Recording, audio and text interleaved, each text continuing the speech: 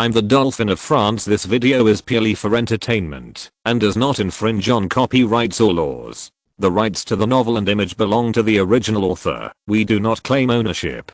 Don't like waiting and want to listen to this fanfic in full now? Subscribe to our Patreon, where you'll find the best fanfics. Chapter 626 Trade Dispute. 400 or 500 people have gathered on Wiesgen Street in Munich, mostly workshop owners, craftsmen, and workers in Munich, and a small number of shop owners. They held up wooden signs such as "Get French goods out and raise tariffs," as well as a scarecrow with Kate and Dietrich written on it.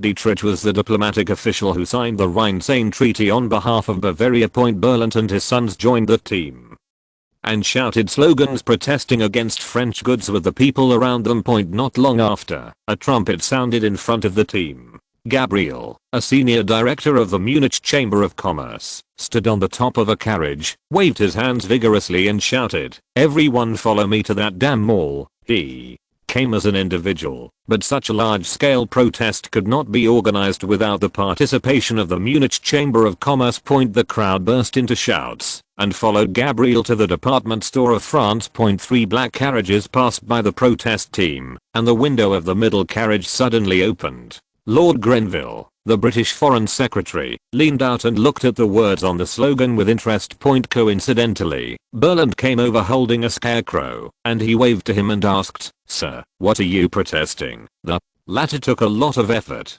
to understand his low German, and said in a rough voice, "Our shop is going bankrupt, sir. Those damn officials set extremely low tariffs to please the French. People go to buy French goods. We can't let this situation continue." He forgot that when the Rhine-Seine Treaty was just signed, they, the workshop owners, held a celebration in order to enter the vast French market.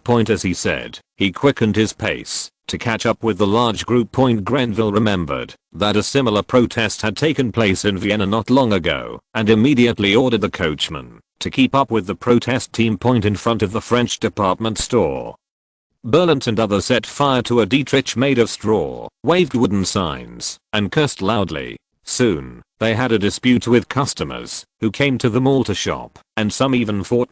Half an hour later, the police and the army arrived one after another, blowing whistles, dispersing the demonstrators, and arrested several of the most violent people. In the carriage, Lord Grenville's assistant watched the middle-aged man who had just talked to them being taken away by 2 policemen, and shook his head and said, "These poor guys actually think that they can affect the trade pattern with only a few hundred people." Grenville looked at the mess outside the department store with interest, stroking his cane, and said, "Kevin, this is just one city. There are probably thousands of such protesters in Bavaria. And as far as I know, there are also a large number of people who are dissatisfied with low tariffs in Austria, Württemberg, Salzburg and other places." Kevin shrugged. "Yes, Lord, so they will keep the troops in various places busy for a while." Grenville closed the car window and smiled at his assistant. "Kevin, you have to consider that their anger is all due to the same reason. That is, French goods have taken away their business." "What do you mean?" "If these people can be united, it will be an extremely amazing force. Moreover, the target is France." Grenville leaned back in his chair and told his assistant, "Kevin, let's not go to the southern Netherlands for now. Please help me make an appointment with Pappenheim and Dietrich." "Oh, and the president of the Munich Chamber of Commerce, Pappenheim, is the Bavarian foreign minister, and Dietrich is the trade commissioner." A week later, in the lobby on the 2nd floor of Schönbrunn Palace, Austrian Interior Minister Kobs looked at Grenville, who suddenly visited with a serious expression, and nodded. "As you just said, our country's financial situation is not optimistic. Last year, the new debt exceeded 5 million florins. He had tried his best to conceal Austria's debt situation from his Prussian allies. In fact, last year Austria's new debt was nearly 10 million florins, and the total debt exceeded 100 million florins." Kobzl continued, "However, His Majesty the Emperor has approved the plan to issue paper money, which will greatly improve our country's financial situation. I hope your country can support our paper money in terms of trade, paper, Money is indeed a very effective fiscal means, Grenville said loudly, but you should probably pay more attention to the country's trade imbalance, otherwise the deficit will only continue to accumulate. Yes, our trade income has shrunk to a certain extent. It should be a relatively large shrinkage, Grenville corrected unceremoniously. He has roughly mastered Austria's trade data in recent years through various channels. At the same time, your country's trade expenditure continues to rise. Excuse me, if the situation is not changed, Austria's finances will soon face collapse. Hearing this, Kobitzl said happily, so, you want to provide a loan to our country? The new foreign minister, Count Reinfels, also smiled and said, or can we reach a new trade cooperation agreement? Grenville shook his head. You misunderstood. I want to help your country solve the trade imbalance problem. You should have noticed that the Rhine-Seine Treaty has seriously worsened Austria's trade situation. A large number of French goods have poured into your country. You have paid a lot of gold coins for this. However, your products do not have a large market in France and have even begun to lose the southern German market. I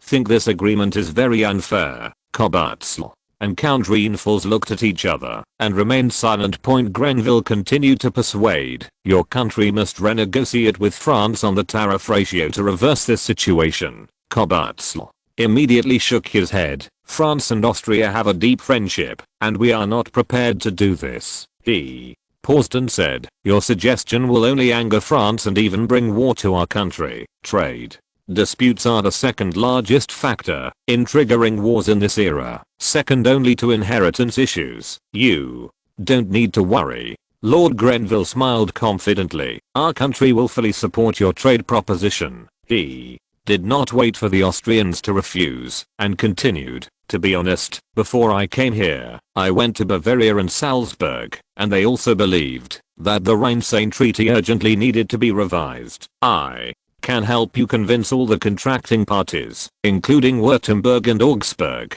to unanimously request the renegotiation of the Rhine-Seine Treaty. Under the joint pressure of so many countries, France will have no choice but to compromise. Chapter 627 Request from Schiele. Kobitzl and Count Reinfels looked at each other again, and both saw movement in each other's eyes. To be honest, the Treaty of the Rhine-Seine did not bring about what Austria wanted at all. At the beginning of the signing of the agreement, everyone in Austria believed that they could take this opportunity to introduce their products to France and occupy the South German market. France also allowed Austria to set fairly high protective tariffs in its own advantageous industries. Unexpectedly, France's industrial development speed was simply shocking. Whether it was production scale, quality, or cost, it didn't take long to completely surpass Austria, let alone other South German states. Even Austria's traditional advantageous industries, such as iron making and glass manufacturing, began to be unable to withstand French competition. In terms of the steel industry, France has invested heavily in the Walloon region of the southern Netherlands and built many iron smelting plants. The smelting technology is very advanced. Every day, a large number of high-quality iron products are transported from there to the Rhine River and sold along the river to the south. All over Germany. From quality to price, they completely beat Austrian products. As for glass products, although Austria is still the largest exporter, the production process requires the import of soda ash, colorants and other chemical raw materials from France. The price of soda ash in France is only 2/3 that of other countries, and the output is amazing. Monopolized the European market. This resulted in more than a quarter of the profits of Austrian glass going to France. At the same time, the French use the cheap soda ash in their hands to significantly reduce the cost of their own glass. Although it can only produce mid to low-end products due to backward technology, it has seriously impacted the Austrian glass industry. On the other hand, France's advantageous industries such as paper, cosmetics, furniture, and chemical products, despite Austria's high tariffs of 60% to 80%, are still more affordable than local Austrian products. What's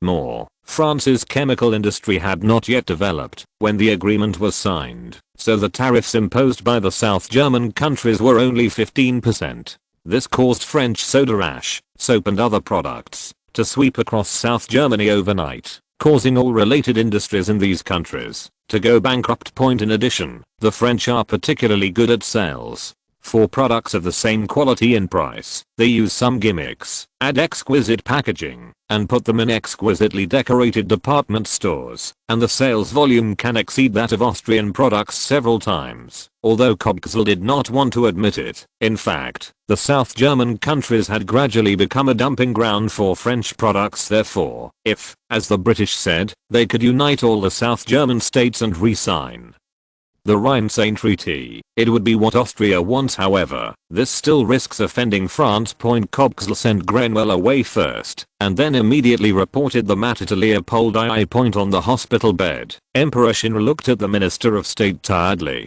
coughing, and asked, Baron Turgot, ahem, what do you, think? The latter pondered for a moment, then leaned forward and said, Your Majesty, this is a good opportunity to change our country's trade situation. However, the British clearly want to use this to damage our relationship with France. And France may indeed be angry because of this. Leopold II leaned on the pillow and sighed. So, we should ignore, the British advice. No, Your Majesty, said Baron Turgot, we should take advantage of the British mind and let them bear the pressure. Please, go on. I think the UK can be invited to join the Treaty of the Rhine-Seine, and then the UK can request a renegotiation of tariff rates. At the same time, let Salzburg propose that the implementation of the agreement be suspended during the renegotiation period. All the contracting parties will vote to decide whether to do so. I believe that, except France and possibly Baden, other countries will agree to the suspension. In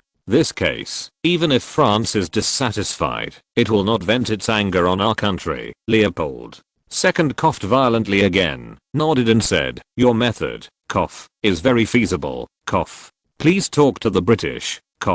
If they, don't want to join, you can give them, some benefits. For example, with Prussia, improve the relationship. Yes, Your Majesty. What Leopold II didn't expect was that the next day, Baron Turgot proposed to Grenville that Britain join the Treaty of the Rhine-Seine. The British agreed without hesitation and even said that they could, including Saxony, Thuringia and even Prussia, into this trade agreement. That afternoon, Lord Grenville left Vienna and rushed to Württemberg to discuss the trade agreement. In the carriage, he pondered and dictated a report to the British Parliament to his assistant, who wrote and copied it.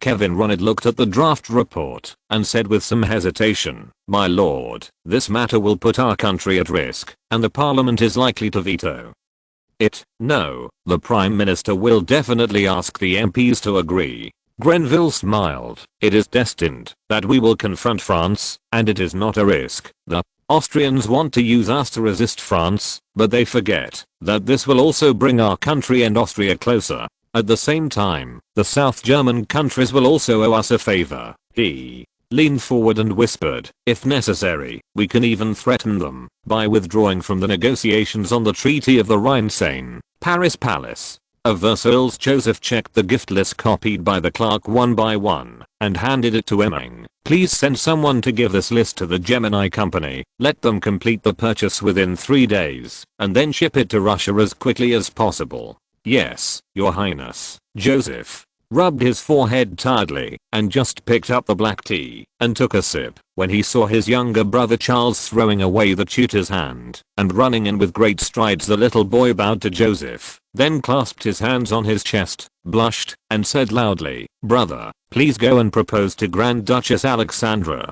PFFT. Joseph almost sprayed Emin with a sip of tea. Only then did he notice that there seemed to be tears on Charles's face, so he took the handkerchief from the tutor's hand and knelt down to wipe away his tears.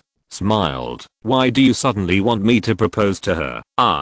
Sheil hesitated for a moment, then finally puffed up his chest and said, because I want to play with her, and I also want to defeat her with a sword. Joseph smiled. But what does this have to do with proposing? Because she is going back to Petersburg. Joseph nodded. She is going back to attend Prince Potemkin's funeral, right? But I don't want her to leave. Charles was so anxious that tears came out again. If she can marry into the Bourbon family, she can stay in Paris forever. Chapter 628 The Temptation of Macarons. Joseph was made dumbfounded by Charles, but he could also understand that his younger brother really didn't have many friends in the Palace of Versailles. After Alexandra came to Paris, she became one of the few peers who could play with him. What's more, what worries his younger brother is that he often loses to the little girl in swordsmanship and has never been able to win back once. Alexandra is a head taller than him and has a good understanding of swordsmanship.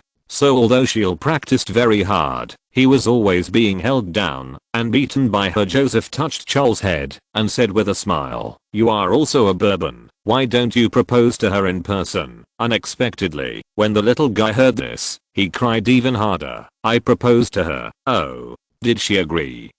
She said she didn't want to marry a brat." Joseph almost couldn't hold back his laughter this time. A kid who was less than 9 years old called a 6-year-old kid a kid. "Well, that makes sense." He coughed dryly and comforted his brother. The Grand Duchess of Russia should come to Paris after attending the funeral. But what if she doesn't come? Joseph had to help him argue. "Look, she still has to learn painting from Mr. Greuze, and Mrs. Gullen's music class hasn't ended yet. She will come back." Charles wiped away his tears and said with big eyes, "Are you sure?" "Okay, I'm sure." "Great." Charles burst into laughter immediately. His brother is the person he admires most. Since his brother said so, there must be no problem. The little prince put down his worry and bowed to his brother, turned to the tutor and said, "I have to feed Walnut first, and then I will take Latin lessons with you right away." Walnut is the Cape parrot that Joseph gave him. When he passed Joseph's desk, he was attracted by the pile of beautifully packaged macarons there and immediately slowed down his pace. Well, he perfectly inherited Queen Mary's obsession with sweets. Seeing this, Joseph hurriedly said, "Do you want to eat? If you want to eat, take it, and take as much as possible." He was worried about this pile of desserts, which were brought to him by Sorel on Valentine's Day before. He referred to the model of later generations and designed the custom of giving macarons to his sweetheart for Valentine's Day to stimulate consumption.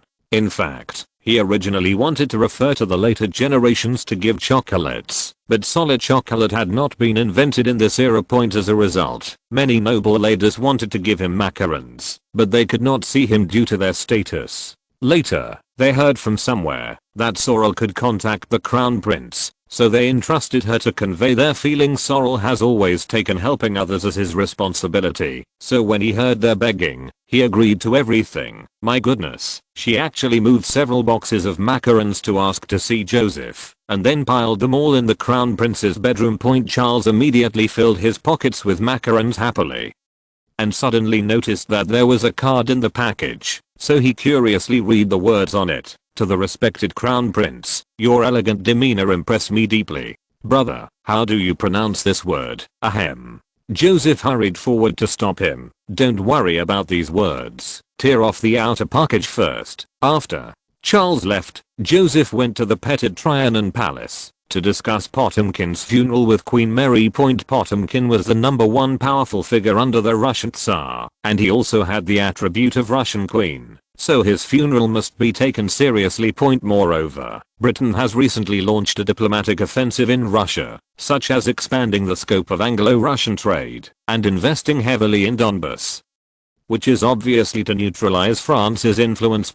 Joseph also wanted to use this funeral to make some investments in diplomacy. Soon, in the Petit Trianon, Talleyrand took the list of Russian officials and said to Queen Mary, "Your Majesty, and Duke Zubov, you should probably mention him in your letter to the Tsar. He has a great influence in Petersburg, especially without Potemkin's constraints. The Tsar is likely to show him your letter." Queen Mary nodded and signaled to the clerk beside her, when drafting the letter, "Please add greetings to him." She looked at the gift list again and asked with some doubts, "Why send 8 sets of bookcases to the Tsar, and they are of the same style?" Joseph smiled and said, "In this way, she can only reward other nobles. In fact, not only bookcases, but also many ironware, cosmetics, carriages and the like on the gift list were also given in large quantities. These things were distributed from Catherine II to Russian nobles, which was tantamount to a large-scale promotion of French goods, including the carriages used for Potemkin's funeral. They were all donated by the Gem Carriage Company. After the funeral, Talleyrand can go and talk to Zubov about opening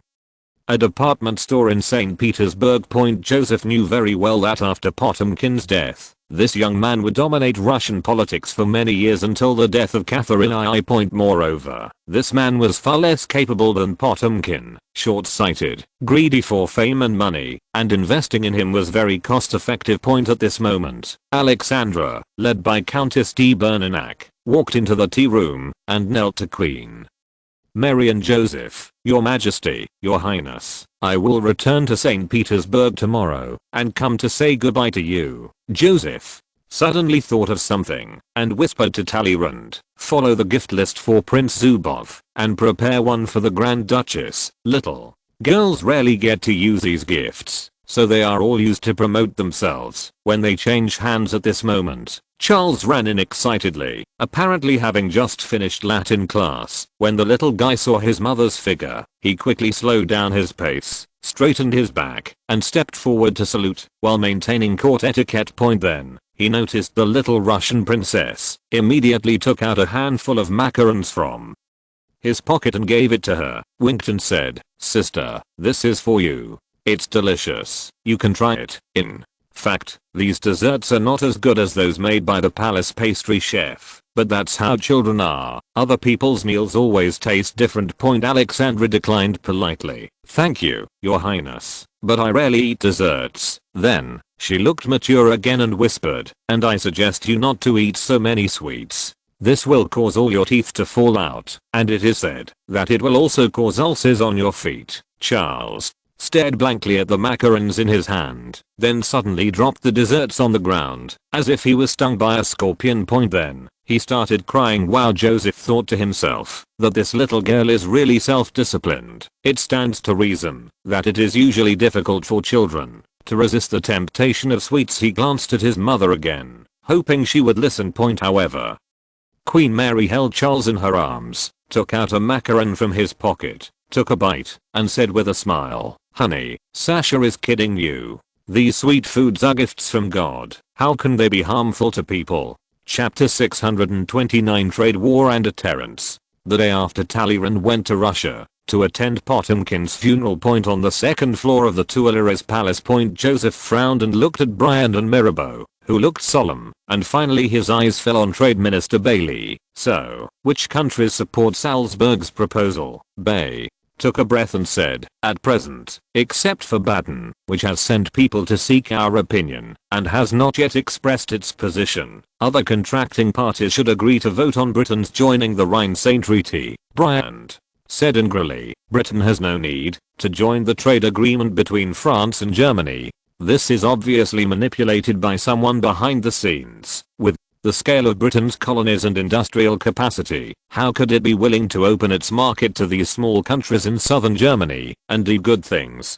Bailey nodded. "I think the southern German countries want to put forward other conditions during the negotiations. In fact, Bavaria and Salzburg have repeatedly requested to renegotiate the tariffs, but we have rejected them." Mirabeau said, "Your Highness, there have been large-scale protests by workshop owners in the southern German countries recently. It is mainly aimed at competition from our country. In the past 2 years, under the pressure of our products, they are losing a lot of market." Bailey worried. "According to the current trend, if a vote is held, the countries that agree with Britain's joining should account for an absolute majority." The room was quiet for a moment. Brian hesitated and said, "Your Highness, perhaps we can negotiate with Austria and Bavaria in advance and agree that they will appropriately increase tariffs. As long as these two countries oppose, Britain's joining the trade agreement will definitely not pass. The southern German countries basically act according to Austria's face, and Bavaria is the second largest country."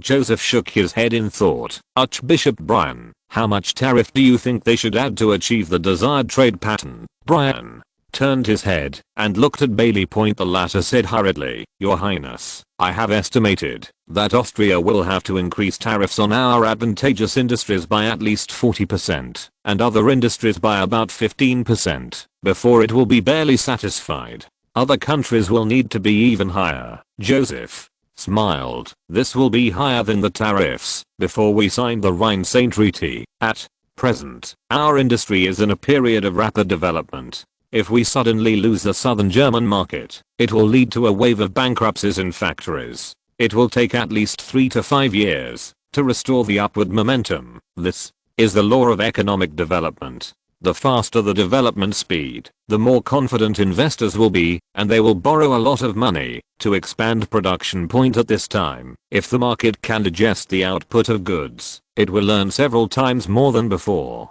On the contrary, if there is a problem in the market, there will be a large backlog of goods immediately, and the previous large investment will become a terrible debt." Brian sighed. "Your Highness, but it is difficult for us." Joseph narrowed his eyes and said in a deep voice, "When we signed the agreement, we gave them enough preferential conditions. After that, we relied on hard work to develop and win the competitive advantage of our products, so we should never compromise with their lack of ambition." He brought a lot of advanced technologies from later generations, as well as concepts such as standardized production. Then he carried out financial reforms, tax reforms, abolished domestic market barriers, and even built a large number of rail transit. After this series of combined punches, how could the southern German countries relying on natural evolution compete with France? Not to mention them. Now even Britain has been surpassed by France in many aspects of industrial production technology and domestic systems. It can only maintain its industrial advantage by relying on the huge colonial market. Bay carefully reminded, "Your Highness, even if our country boycotts, as long as most of the contracting parties vote in favor, the British will still join the Rhine-Seine Treaty." Brian exhaled and said with great momentum, "If this is the case, then we can only use war to make them make the right decision." Joseph shook his head immediately. France's current development momentum is very good, and war will inevitably interrupt this trend. Moreover, judging from the fact that Britain is eager to get involved in the trade dispute between France and Germany, it is obvious that it hopes that France can fight with the southern German countries. Several ministers looked at each other in surprise. Brian said with some difficulty, "Your Highness, we must choose between compromise and war now." Joseph was recalling the era in the 21st century when major powers were reluctant to start a war easily, and how to deal with similar situations. After a moment, he smiled. "Between compromise and war, there is actually another model, that is deterrence." Deterrence. Joseph nodded and looked at Bailey. "Mr. Bailey, when is the voting date proposed by Salzburg?" 2 months later, Your Highness. "Vote in Munich." Joseph thought for a while and ordered, "Please notify other countries to vote in Karlsruhe in 20 days. Karlsruhe is the largest city in northern Baden, and it is also the only way from eastern France to southern Germany. Although Bailly didn't know the Crown Prince's intention, he still bowed and said immediately out of absolute trust in His Highness, "Yes, Your Highness, I have to leave immediately so that I can notify so many countries." Joseph continued, "You also need to conduct secret negotiations with Baden, Württemberg, Augsburg, and Hesse, and provide low-interest loans as a condition for them to vote against the motion to accept the United Kingdom." Bailly was stunned for a moment and said carefully, "Your Highness, with all due respect, the South German countries obviously hope to take this opportunity to change the trade pattern, so it is difficult for them to change their attitude with a small loan." Joseph smiled, "Then lend them a little more. Oh, 4 million francs for Baden and Württemberg, 6 million francs for Augsburg, and 10 million francs for Hesse. I believe they will seriously consider it." This time, it was Brian's turn to turn pale, and he waved his hands hurriedly. "Your Highness, we can't afford so much funds now." Joseph interrupted him and said, "No, we do. Print 24 million francs in banknotes and give them to them. As long as the money can buy goods from France, they will be willing to accept it." Brian again dissuaded, "Your Highness, the influx of so many banknotes into our country will seriously affect the stability of the currency value." He recalled the horrific scene during the Mississippi incident, when French banknotes lost more than half their value every day. It was that crisis that caused France to change its attitude towards paper money in the following decades. It was not until the Crown Prince took control of the French banking industry that people were able to build confidence in paper money again. If a serious devaluation of banknotes occurs again, it will surely bring back painful memories among the people and may even lead to boycotts of banknotes. Chapter 630 Monetary Dividend. Joseph was not surprised that Brian had such concerns. After all, the latter had never been exposed to the financial colonial concepts of later generations, and even the application of paper money was still at its most primitive stage. He looked at the finance minister, Archbishop Brian. In fact, as long as these countries accept our banknote loans, and agree that they can only be used for trade, and cannot be exchanged for gold at the French Reserve Bank, then the money will not affecting our financial stability. Search TWKAN on Google. Brian, Bay and others looked at each other, their expressions full of doubts. Joseph had to patiently explain to them. To put it simply, countries that accepted franc banknote loans actually recognize the value of these pieces of paper, even if they immediately use all the money to buy our country's goods. In fact, this is impossible. The transaction is delayed, and at least 1/3 of the transaction process will flow into their own production and sales channels. Now, we are only talking about extreme cases. All the money really returned to France through trade.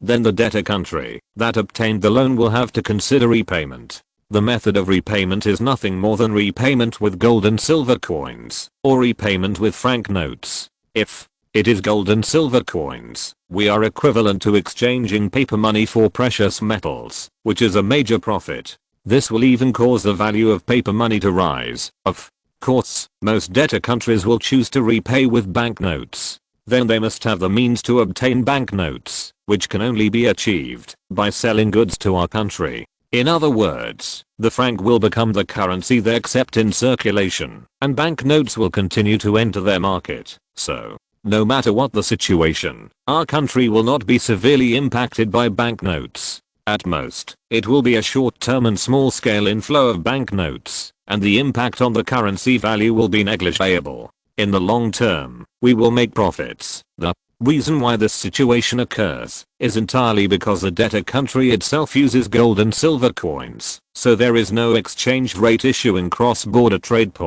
If it were in later generations, after a country borrows money, it must first exchange foreign banknotes into its own banknotes, use its own money for internal circulation, and use foreign currency for settlement externally. For countries that use gold and silver coins, if you use gold and silver coins to settle the exchange rate with my banknotes, then I will definitely make a lot of money. If you don't exchange it, you can only use my banknotes to circulate in your own market, which is equivalent to exchanging my pieces of paper in kind.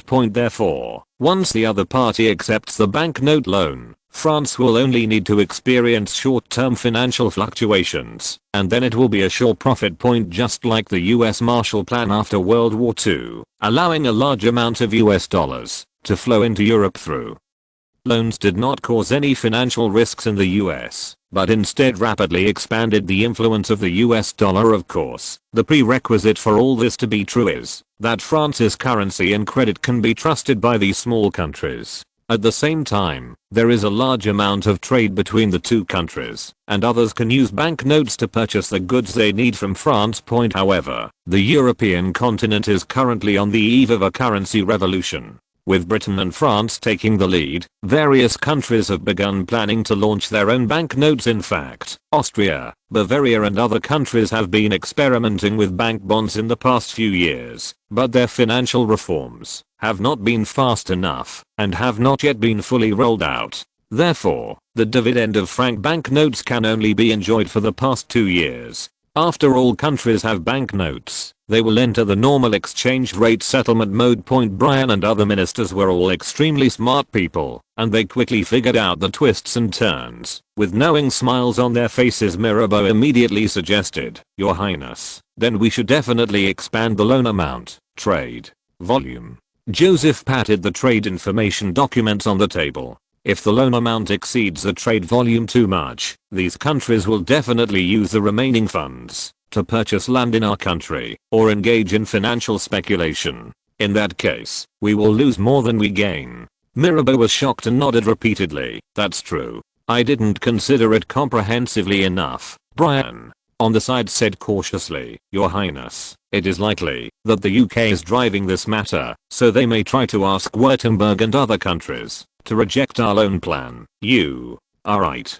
Joseph nodded approvingly to him. This requires the deterrence method I mentioned before. The South German states must understand that it is absolutely impossible to re-sign the Treaty of the Rhine. By then, they will naturally accept loan compensation. What do you mean by deterrence? We will discuss this matter in detail with General Berthier later, Joseph said. After that, you may need to go to Baden to discuss with His Majesty Frederick. Forget it, I'll go in person. The Frederick he was talking about was not the late King of Prussia, but the Archduke of Baden, Karl Friedrich von Zeilingen. A week later, Baden. The silver grey Jewel 7L carriage slowly stopped in Karlsruhe Palace Square. As soon as Joseph got out of the carriage, melodious music sounded all around. Archduke Karl Friedrich greeted him enthusiastically, with a smile on his face. As a small country adjacent to France, Baden is very dependent on France from economics to politics, and can be regarded as a small follower of France. Therefore, everyone in Baden paid great attention to the visit of the French Crown Prince, and the welcome ceremony was quite grand. After the routine etiquette, Joseph and Frederick walked side by side under the guards' raised swords, and hundreds of Baden nobles around followed their steps and saluted one by one. Your Highness, the Crown Prince, the banquet is ready. Frederick gestured to the palace enthusiastically. My chef has served in the Palace of Versailles, and his cooking skills are very unique. Thank you for your hospitality. Joseph responded politely. In fact, in order to promote the traditional friendship between France and Baden, I have a gift for you. Frederick immediately showed a look of surprise. Ah, thank you so much. What kind of gift is it? Joseph walked into the small but exquisitely decorated Baroque-style banquet hall, sat down next to Frederick, and smiled. Every year, a large number of goods are shipped from France to German countries via Baden. If a wooden track is laid in your country, connecting Strasbourg and Stuttgart, and directly to the Rhine River, the transportation volume will be greatly increased. After that, warehouses can be built along the track to make Baden a distribution center for French export goods. Do you like this gift? Frederick's breathing became a little rapid. You know, the trade volume between France and the southern German countries has grown rapidly in the past 2 years. If Baden can become a commodity distribution center, the warehouse rent alone will be a huge income. Chapter 631 Deterrence. In addition, there are fees for the use of wooden tracks and porters' wages. Baden only has a population of more than 2 million, and these incomes are enough to significantly improve the living standards of the entire country. Frederick tried to calm down and said with a smile, Your Highness, the cost of building wooden tracks, you know, our country's financial situation may not allow us to spend so much money. You don't need to worry. Joseph raised his glass and signaled to him. The Reserve Bank of France will provide you with a loan of 900,000 francs for track laying. You only need to provide workers. Frederick was so excited that the corners of his mouth turned up, and he raised his glass and touched it with Joseph. Respect for France and friendship. I really don't know how to express my gratitude. Your Royal Highness, the Crown Prince, you will always be my most sincere friend. May God bless you. Joseph took a sip of wine, put down the glass, and turned to a serious expression. Your Majesty, after such an important trade road is opened, I'm worried that it will attract the covetous attention of some countries with evil intentions, and they will even start a war to destroy it. Frederick was stunned and thought to himself that Baden was surrounded by France, Württemberg and Austria. The first two were on good terms with him. Austria was also kind to him. In order to win over the German states, who would hit him before he could ask, Joseph said firmly, in order to protect the trade routes, our two countries should rehearse how to defend themselves against invaders in advance. Ah, what do you mean? I proposed that France and Pakistan each send an army to conduct joint military exercises along the trade route. Is this really necessary? Although Frederick had never heard of the term joint military exercise, he could roughly guess what it meant.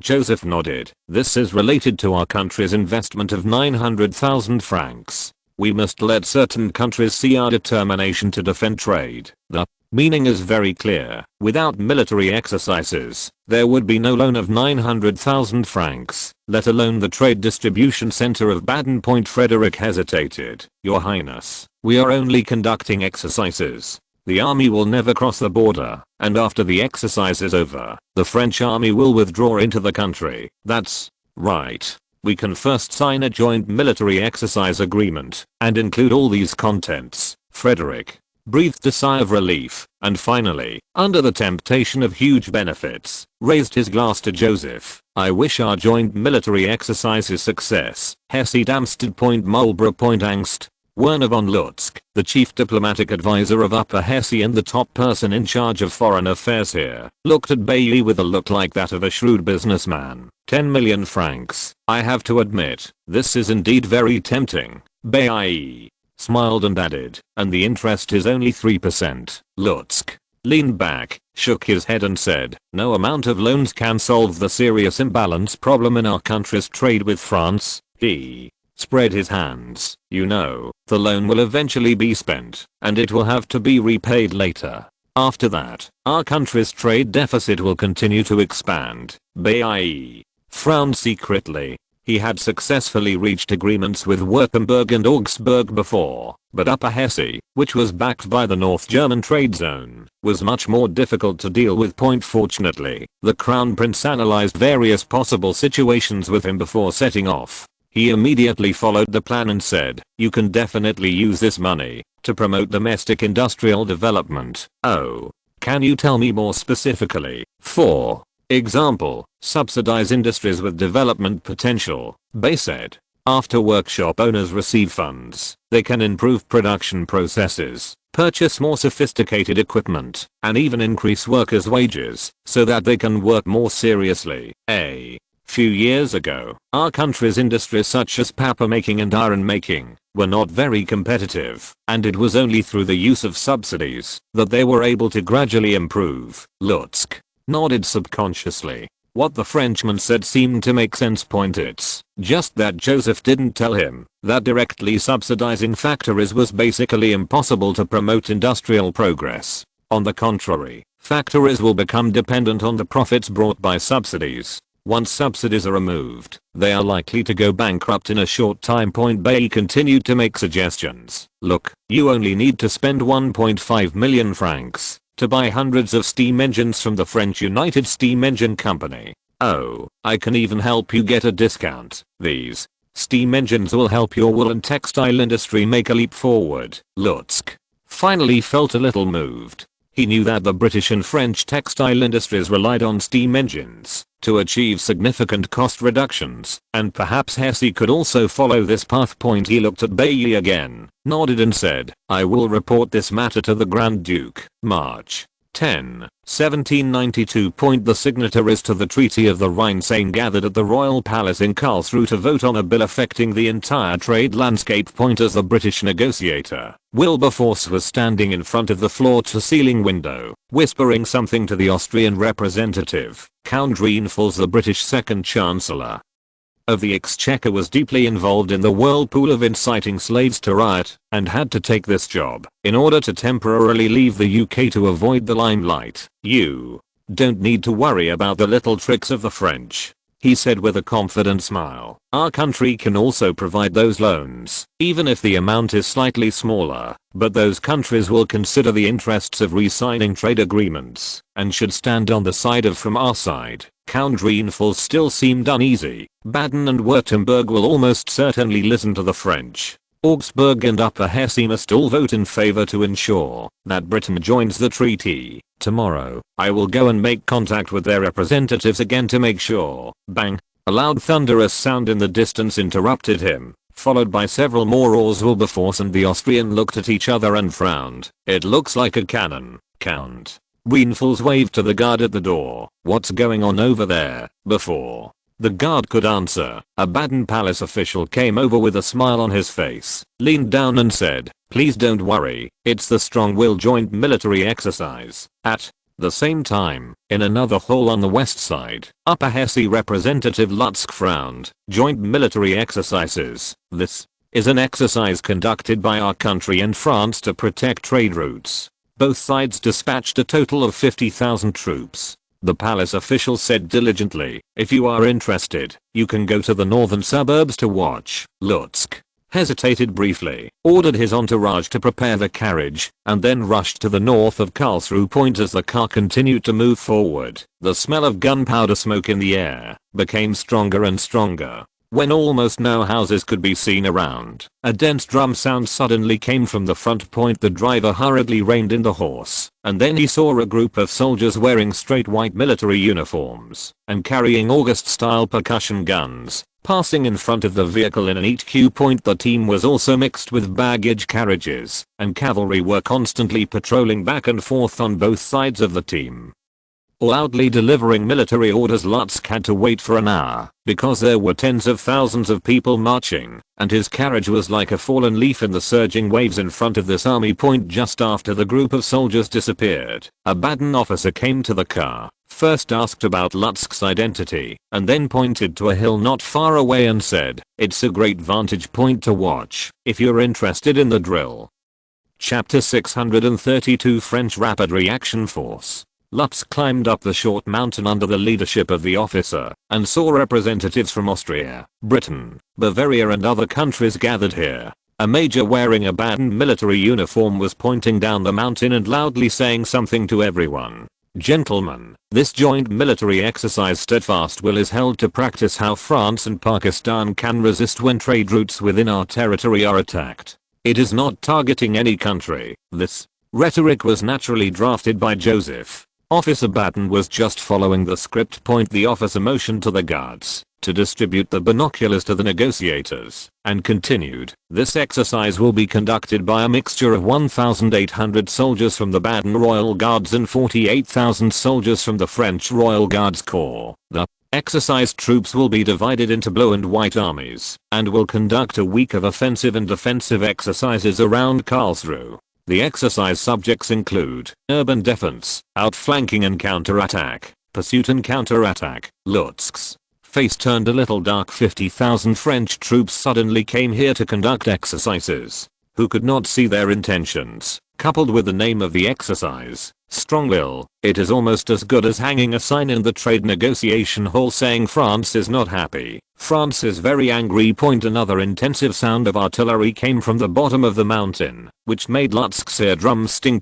He raised the telescope he had just obtained and looked down the mountain. Amidst the dust and smoke, large groups of soldiers in blue or white military uniforms were shuttling back and forth in extremely neat formations, stopping from time to time for a few rounds. Round salvo between the infantry formations. White's horses dragged more than a dozen cannons and flashed through the smoke. These artillerymen moved extremely fast and arrived on the right side of the Blues infantry line in an instant, and then skillfully set up artillery positions. The officer simultaneously began to measure and calculate. In just 3 or 4 minutes, those cannons had completed all preparations, loaded quickly, and aimed at the blue infantry that was close at hand. At this moment, Lutzk's heart was twitching for those infantrymen, and it seemed that the next moment he would see the sight of flesh and blood being torn apart by the terrifying artillery fire.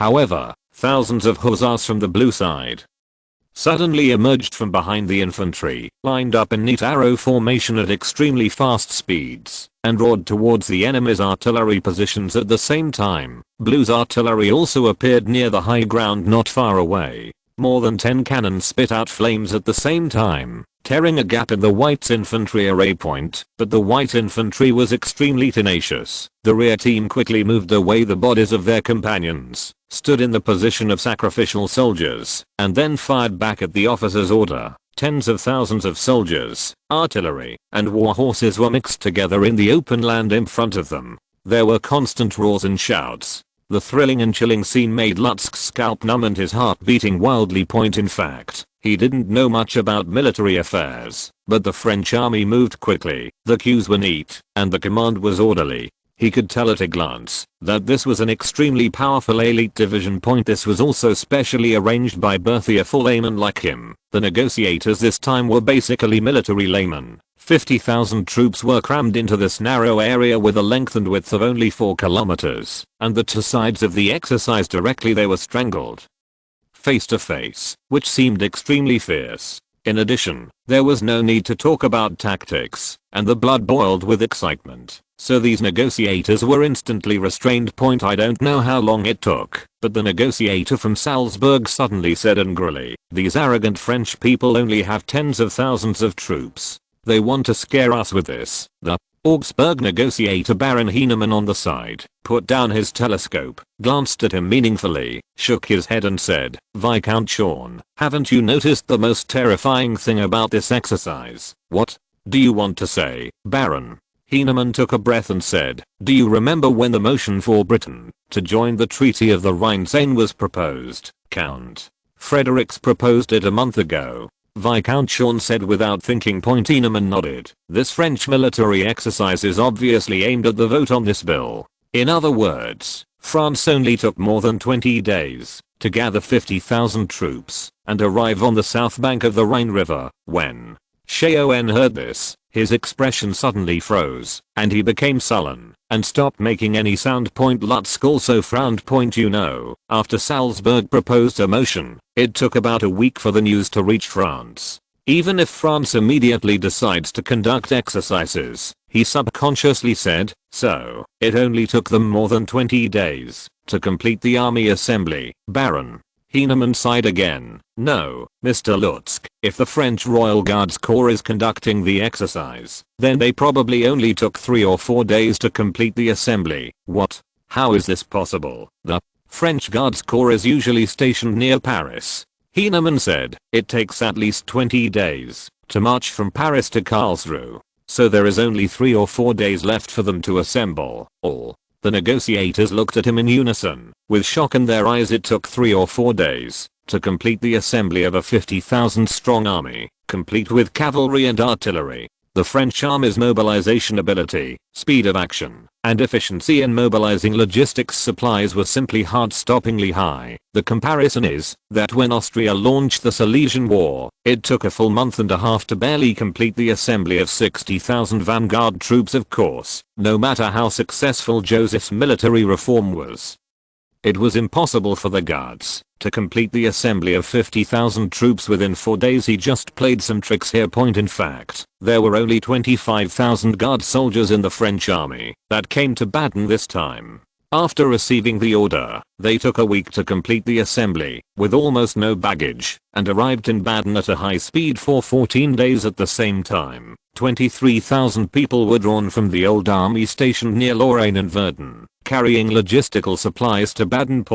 Since these places are very close to Baden, they have more than half a month to assemble and prepare. During the exercise, the old army only needed to line up in infantry lines to fill the scene, and all the quality performances were completed by the Guards. But the negotiators on the hillside could not see the difference. They just thought that France had sent 50,000 elite troops from Paris to the south bank of the Rhine in more than 20 days. More than an hour later, the resolute military exercise entered a pause. The negotiators on the hillside returned to the Karlsruhe palace one after another with solemn expressions. However, the rumbling of the artillery just now seemed to still echo in their ears, making it impossible for them to calm down and think about the trade agreement. Chapter 633 The Right Choice. At 9 AM the next day, the consultation meeting on absorbing Britain as a new member of the Treaty of the Rhine-Seine officially began. As the Salzburg representative who proposed the motion, Viscount Sean glanced at Bailey with a complicated expression and stood up to speak first. "I believe you all know that as a major European country, the UK has a huge market." Before he finished his first sentence, he heard the sound of military drums coming from outside the Karlsruhe palace, followed by thousands of soldiers shouting in unison, "Long live His Majesty the King!" A palace official hurriedly walked into the hall, bowed apologetically and said, "It seems like a military exercise marching team is passing through here. Please wait a moment." After Half an hour, the military exercise team left the vicinity of the palace. Sean couldn't help but think of yesterday's drill scene again, and he didn't feel confident when he spoke. Next, the representative of Austria spoke, followed by the representative of Bavaria. It was not until representatives from other countries finished speaking that French representative Bailey stood up. He cleared his throat and was about to speak when he heard another cannon roar outside the city. This time there was gunfire not only from the north of the city, but from all directions. It seemed that Karlsruhe had been surrounded by the army. The sound of cannons lasted for more than 20 minutes, and then there was the sound of heavy horse hooves passing by the west side of the palace. Thousands of war horses stepped on the ground and made a dense dang dang sound, making everyone's hearts tremble slightly. After an unknown amount of time, the cavalryman finally left. Bailly seemed to be tired of standing, so he waved his hand and said, "It's too noisy, so I won't say more. France does not support Britain joining the treaty." After saying that, he sat back in the chair. Silence fell in the hall. The French representative's speech was the shortest, so short that it was almost as if he had not said anything at all. However, the sound of cannons and the sound of cavalry galloping had already said everything for him. Austrian Representative Kobkzl hurriedly stood up to save the situation and kept repeating what kind of trade convenience Britain could bring to everyone. However, all the South German representatives were silently calculating in their hearts how long it would take for the French army to return from a non-combat readiness state. Get off and arrive at your home country's border. In the 18th century, the threshold for waging war was very low. It was entirely possible for France to declare war on them in order to protect trade agreements. At 11 o'clock in the morning, the Baden finance minister who presided over the meeting saw that no one wanted to speak, so he adjourned the meeting amidst the sound of cannon outside the city. At the cocktail party that night, Wilberforce, the British second Chancellor of the Exchequer, seemed extremely busy. He continued to negotiate privately with representatives from various countries and raise the previously offered price by a large margin. There is no way the pressure brought by the French military exercises on these small countries is too great. The reception lasted until late into the night. Kobkzl took Wilberforce and muttered in the corner for a long time, obviously worried about the prospects of this motion. The latter raised his glass to him and consoled him. "You don't have to worry too much. The vote will be held tomorrow afternoon. Even if countries want to change their decisions, it is already too late." Kobkzl nodded. In fact, before the representatives from each country set off, they have already decided what they should vote for. Previously, Hesse and Augsburg had promised the British to vote in favor. Even if their trade representatives had any concerns, they could not make decisions without authorization. At the luncheon the next day, Kobkzl, Sean and others quickly stuffed food into their mouths, as if they wanted to finish it quickly, so they could start voting. However, in the middle of the banquet, Lutsk suddenly winked quietly at his entourage, then took a sip of milky white stewed pigeon soup, gargled it in his mouth a few times, and made foam. Immediately afterwards, he held his stomach in pain and slid from the chair, lying down on the ground. At the same time, frothy pigeon soup overflowed from the corners of his mouth. His followers rushed over immediately, helped him up and shouted anxiously, "Master, Master, how are you?" Seeing that Lutsk was just moaning in pain, he quickly looked around again. "My master had severe dysentery a few days ago, and it should be relapsing now. Call the doctor quickly." Baden's palace physician arrived quickly, ordered his assistants to carry Lutsk away on a stretcher, and immediately gave him bloodletting treatment. The afternoon vote had to be cancelled because the representative of Upper Hesse fell into a coma due to acute illness for the next 3 days. Lutsk lay weak in the hospital bed, mostly in a coma. Until the evening of that day, the entourage brought a reply from Duke Darmstadt. He immediately excused himself to rest and dismissed the servants. Then he got up from the bed and opened the letter to read it. Yes, after the cocktail party that night, he wrote a letter to the Duke of Darmstadt, the ruler of Upper Hesse. The letter described in detail the mobilization and assembly capabilities of the French army, as well as France's firm maintenance of the trade agreement will, and suggested denying the British the benefit of voting against it. After all, no matter how big the British market is, and no matter how many benefits they provide, they are still very far away from Hesse Point. But the French army only needed 25 days to reach Marlborough Point. There's really no need to piss off the French for a little trade gain. What's more, France's conditions are not unacceptable. With loan subsidies and steam engines, Upper Hesse's industry may be significantly improved within a few years, thus reversing the trade deficit. After dawn, the Rhine-Seine Treaty consultation meeting, which had been suspended for many days, was finally reopened. The Minister of Finance of Baden solemnly collected the votes of the representatives of various countries and said loudly, the voting results on absorbing Britain into the Treaty of the Rhine and Seine. He opened the first vote, France, against, Austria, in favor, Bavaria, in favor, Upper Hesse, against. When Kobzl heard this, his face suddenly turned black. Although he had expected that Lutz's sudden illness would bring variables, the moment of true confirmation was still full of reluctance and anger. Augsburg, against, Württemberg, against, Bay, stood up with a smile and gestured to everyone. Thank you for making the right decision. I believe that the Treaty of the Rhine and Seine will bring us a more prosperous market and a brilliant future. He no longer needed to listen to the results of the subsequent votes, because as long as Upper Hesse and Augsburg opposed, Britain would not be able to get enough votes. The French market in southern Germany was thus preserved. More than 10 days later, the French Union Steam Engine Company received an order of 1 million francs from Upper Hesse to purchase 140 LJ-15 steam engines and matching parts for automatic looms. Caribbean Sea. Port Royal, the largest port in Jamaica, welcomed a large fleet. The first few large troop transports that arrived at the port carried 4,000 soldiers of the British Expeditionary Force, as well as a large number of war horses, cannons and other military supplies. If you're listening to this novel on a channel other than Fanfic World, it means they downloaded and uploaded it without effort. We cordially invite you to visit our channel, Mundo Fanfic Novelos. There you'll find the original version of this story and you can explore many other novels of various genres. We're waiting for you to immerse yourself in a world of incredible novels. Chapter 634 Sparrow Tactics. After the troops sent by the Jamaica Commission, that is, the Parliament, were defeated by the Jamaican Abolitionist Organization, the rebels had formed a siege of the capital Kingston. The governor, Lord Cumberland, hurriedly asked for help from the British mainland. Considering the huge economic interests of Jamaica, Pitt sent the expeditionary force almost without hesitation.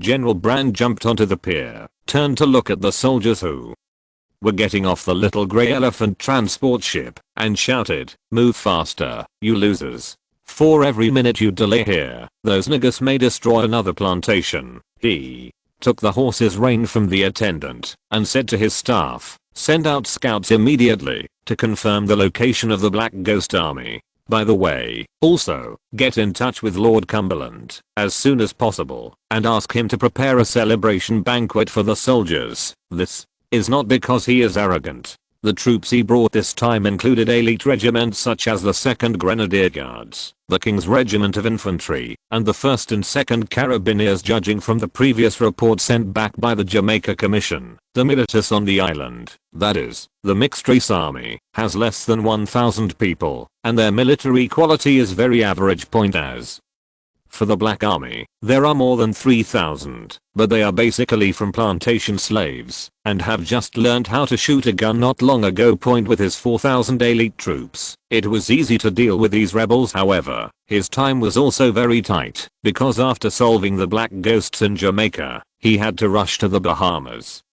where the blacks also broke out in rebellion at the end of last year. Brand got on his horse, and said to his staff, "Camp up north of Kingston. Let all officers above the battalion commander come to my tent for a meeting." He waved his riding crop, thinking about how to quell all the riots in the Caribbean within 3 months. According to the promise made to him by the Prime Minister, when he returns to London victoriously, he will be promoted to Lieutenant General and nominated as assistant to the Secretary of War. Brand was indeed a capable commander. On the 3rd day after landing, He had basically figured out the deployment of the rebel forces and formulated a complete combat plan. In the early morning of the fourth day, with the King's Infantry Regiment as the spearhead, Brand's army launched a full-scale attack on the Jamaican abolitionist rebel army. At this time, Major Oriel had just learned that a British army had appeared behind him. He had no choice but to do so. The rebel army lacked war horses. The few war horses were left behind by the French expeditionary force, so the reconnaissance ability was very poor. He had no choice but to abandon the almost conquered city of Kingston and organize troops to defend it.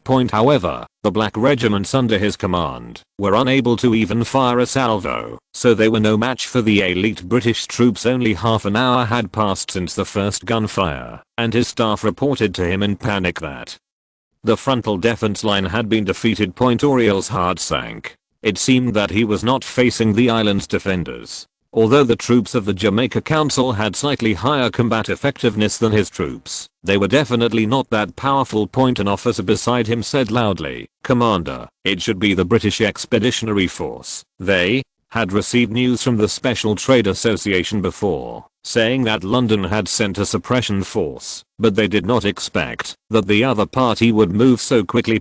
Oriel decisively ordered that the 1st and 2nd battalions of the infantry were responsible for holding back the British troops, and sent several companies to set fire to the plantations around Kingston to create chaos. The others immediately retreated northwest into the Blue Mountains. Unfortunately, Brand had anticipated all his possible tactics and had even camped on the north side of Kingston from the start. This caused heavy losses to the rebel army. It wasn't until the fire in the plantation began to spread over a large area that Oriel, led by black soldiers who were familiar with the nearby terrain, escaped from the gap between the two plantations. Then, he was chased by the welcoming cavalry. Fortunately, the Blue Mountains are only about 10 kilometers away from Kingston. When he fled into the mountains and forests, there were only more than 800 soldiers left beside him. Oriel cheered up and got in touch with the Merins settlement in the mountains. The so-called Mullans are the indigenous people who formed after the black people who fled into the mountains mixed with the native Indians on the island. They used the mountains to escape the pursuit of British colonists. After hundreds of years of reproduction, they have spread all over the Stony Mountains and Blue Mountains. These people were naturally hostile to the British and had already made contact with them at the beginning of the Jamaican abolitionist uprising. Soon, a Milan settlement took in the remnants of Oriel and provided them with food and water at night. Oriel gathered his officers, but he showed no sign of defeat. Instead, he stood on a wooden stake and shouted, "One failure is nothing. The British will leave here in a month at most." There are hundreds of thousands of blacks on the island's plantations waiting for freedom. They can join our army at any time and strike again at the British, and there will be a steady stream of weapons coming from Santo Domingo. Everyone should cheer up. Victory will eventually belong to us. Afterwards, Oriel led his troops to hide in the jungle of the Blue Mountains, relying on bananas and mangoes everywhere, and occasionally getting supplies from the Milan settlement. In this way, after the British pursued and intercepted them for 3 weeks, they suddenly withdrew from the Blue Mountains as he had said before. General Brand gloomily told Major Catanhart, an officer of the Jamaica Commission, how to guard against the rebels, and then led the expeditionary force back on the transport ship and headed for the Bahamas on the 4th day. After he defeated the Oriel army, the city of Nassau in the Bahamas was besieged by black rebels under the crazy request of the governor of the Bahamas. Brand had to rush to Nassau for reinforcement. Of course, all this was a tactic that Joseph had arranged in advance for the abolition movement in St. Domingo. The smuggling ships of the Special Trade Association delivered messages to the black rebels throughout the Caribbean, allowing the abolitionist rebels in Jamaica, the Bahamas, Dominica, Barbados and other places to form an alliance and help each other. Wherever the British army landed, the rebels there would stop and launch a fierce attack in other places. When the British army went to reinforce, the previously dormant black army resumed its activities, and the places attacked by the British army temporarily avoided the sharp edge point, since there were far more black slaves than colonists in the Caribbean. As long as the leaders were still alive, a large number of troops could be quickly pulled out from the plantation. St. Domingo served as a logistics supply base. The French expeditionary force would continue to be defeated and leave weapons and ammunition to augur. He would then distribute them to the rebels everywhere. As for the transportation work, it was naturally left to the smuggling ships. They had rich experience in avoiding British patrol fleets, and they were all small boats, so they were rarely caught. Chapter 635 The Rebel Army's Counterattack. Bran's trip to the Caribbean seems destined to not go smoothly. He was not even able to achieve a great victory like that in Jamaica in Nassau. Before his troops could land, the abolitionist rebels who attacked Nassau quickly retreated. In fact, he was able to block Auriol's army before, just because of good luck.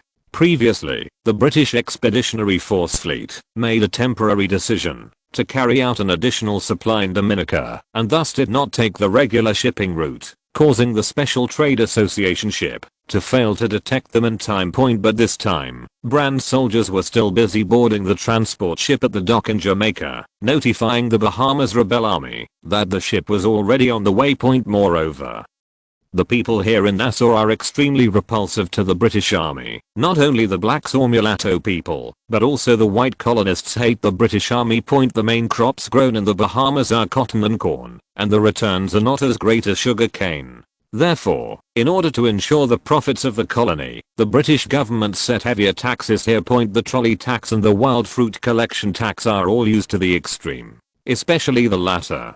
For the lower class people in the Caribbean, wild pineapples, coconuts and the like provide a large part of the daily diet. However, since more than 30 years ago, picking these ubiquitous things has also required paying taxes to the governor. In addition, the Bahamas Abolitionist Rebel Army has adopted the slogan Bahamas Independence from the beginning, which has earned them widespread support. Many plantation owners even wanted to lose their slaves and get rid of British colonial rule. This allowed the abolitionist rebels to obtain supplies from anywhere, while the movements of the British Army were kept secret. Bahamian people informed the rebels of the situation of the British Army almost every day. Brand cast a net and searched the island for more than half a month. Only once by chance did he encounter the main force of the rebel army. However, there was only a small-scale battle. The latter escaped from the encirclement at night with the help of locals. Not surprisingly, another incident happened in Barbados a month later. The abolitionist rebels in Barbados and Dominica announced that they would join forces to form a parliament and establish the Republic of the West Indies.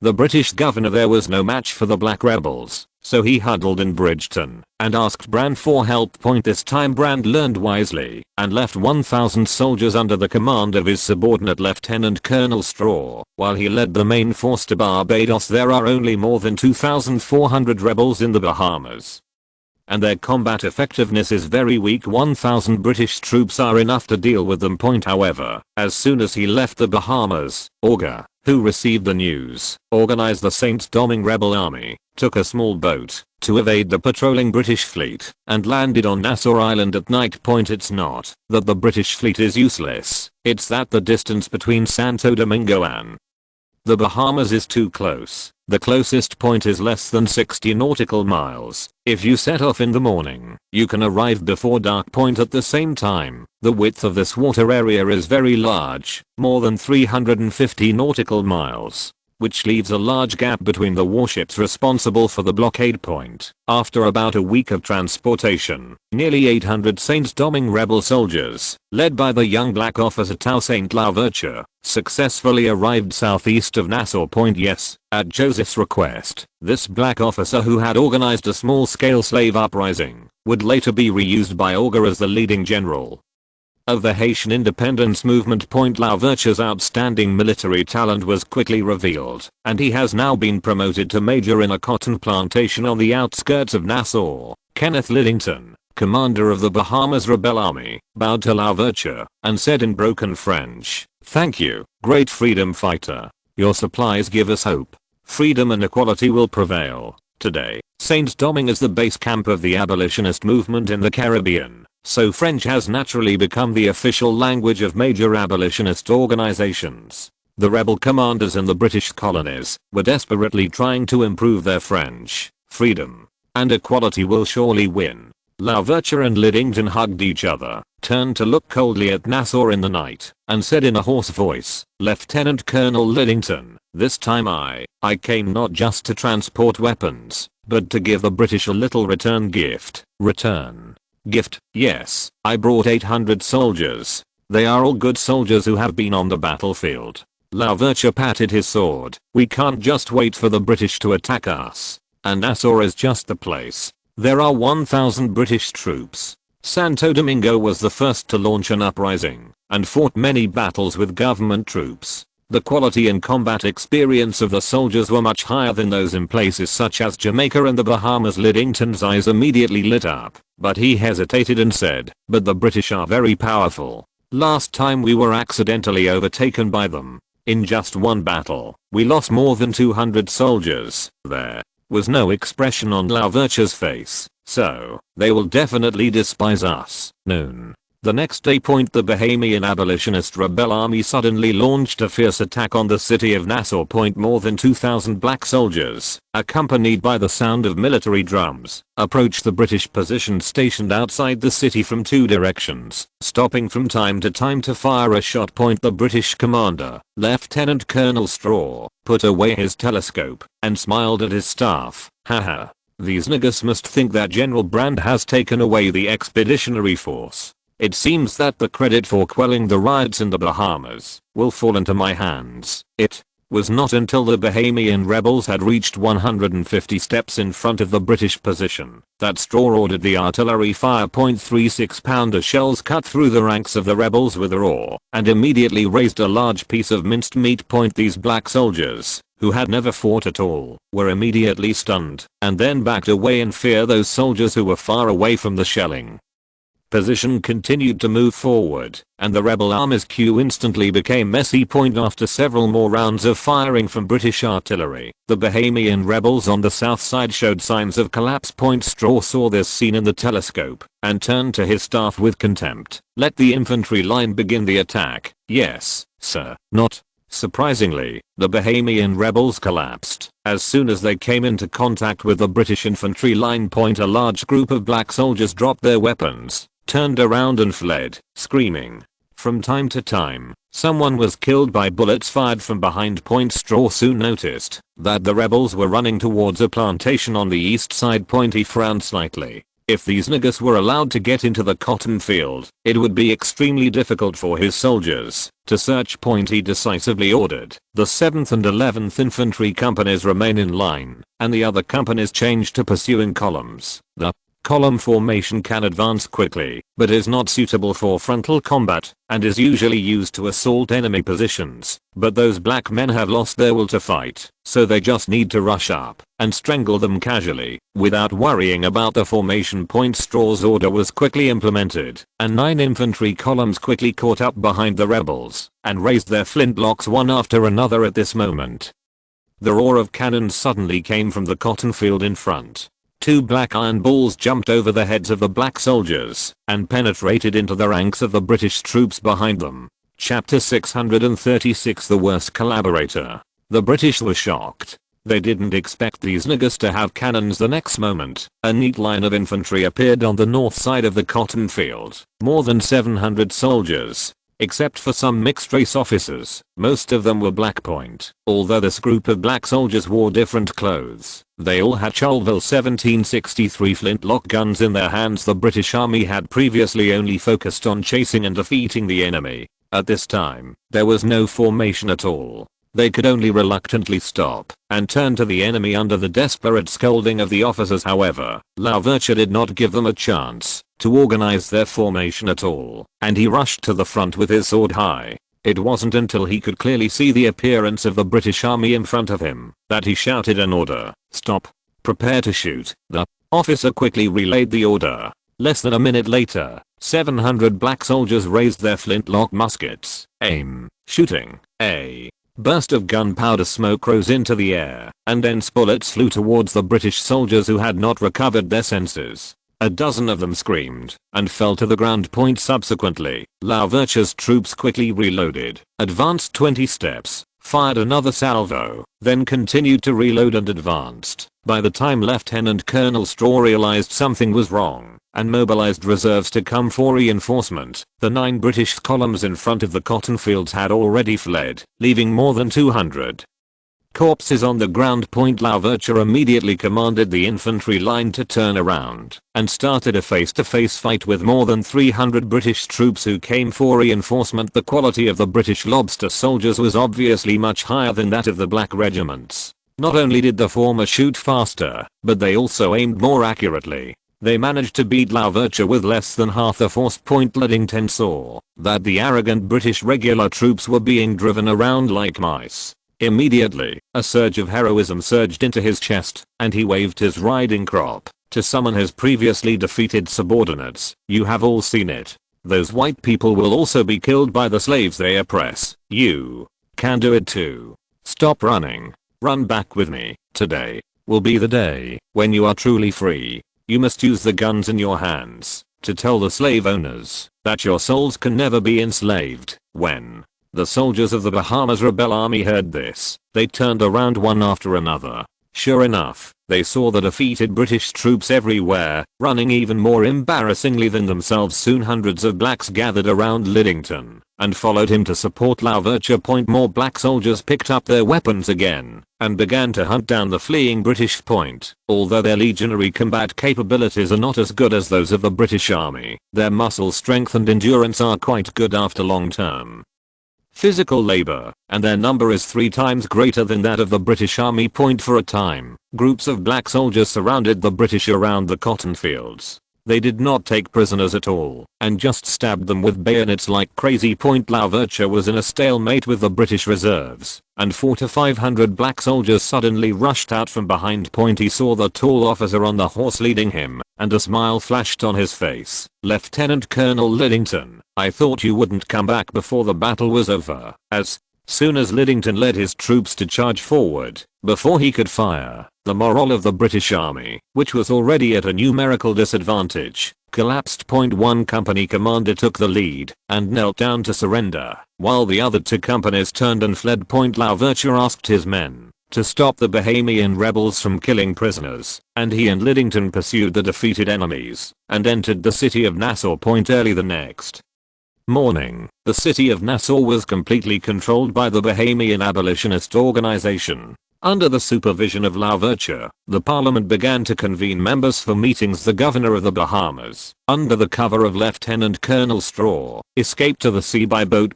In this battle, more than 500 British troops staying in the Bahamas were killed, 220 were captured, and less than 70 people were left. Besides Straw, the news quickly spread throughout the Caribbean, and all the people of the United Front for the Abolition of Slavery cheered. Especially the rebels in Barbados had high morale. Even though they were frantically surrounded by Brand, they still continued to resist tenaciously. At the same time, more black slaves heard the news, escaped from the plantations, and joined the rebel army. Outside Bridgetown, the capital of Barbados, British Provisional Command. Brand looked at the officers who had lowered their heads and remained silent with a sullen face. After a long time, a lieutenant colonel whispered, "General, the messenger asking for help from London has already set off. Well, also, we killed more than 70 rebels this morning. What's the use of killing a few niggers?" Brand almost roared. "There will be more popping up on the plantation at any time." Straw, that idiot. "The Bahamas has also declared independence. What should we do now?" "What, manage, eh?" Scottish officer said cautiously. "General, we only need to return to Nassau to make that Republic of the Bahamas disappear immediately." "No, I will never leave Barbados this time." Brand gritted his teeth. "I want to clean up all the niggers here and then recruit local people to form a garrison to ensure that the rebellion will not happen again. But, General, over there in the Bahamas, I can't control that much anymore." The Scottish major stood up again and said to Brand, "General, maybe we can seek help from the French." "Do you know what you're talking about? Please listen to me, General. Currently, the French army in Saint Domingo is in a stalemate with the rebels at the Imago fortress. But in fact, the fortress does not need 6,000 soldiers to defend it. If you can convince them to send half of their troops to the Bahamas, you can at least buy us time." "Humph, how can the French help us?" "The French must also want to retake Saint Domingo. You can promise them that the expeditionary force will help them deal with the blacks there. I believe they will seriously consider it." Brand narrowed his eyes slightly. France had been defeated by the blacks in Saint Domingo once before and suffered heavy losses. The current situation is still unfavorable. They may really accept this suggestion. In fact, in history, even though Britain, France, and Spain fought each other in Europe, they immediately united when faced with the Caribbean Black Uprising and strangled the rebels many times. It's just because the interests of the three countries here are the same. However, Brand didn't know that the mastermind behind this Caribbean abolition movement was France, with whom he was seeking cooperation. After a moment, he finally nodded and said, "Okay, you rush to Saint Domingo immediately and do everything you can to persuade the French, the United States."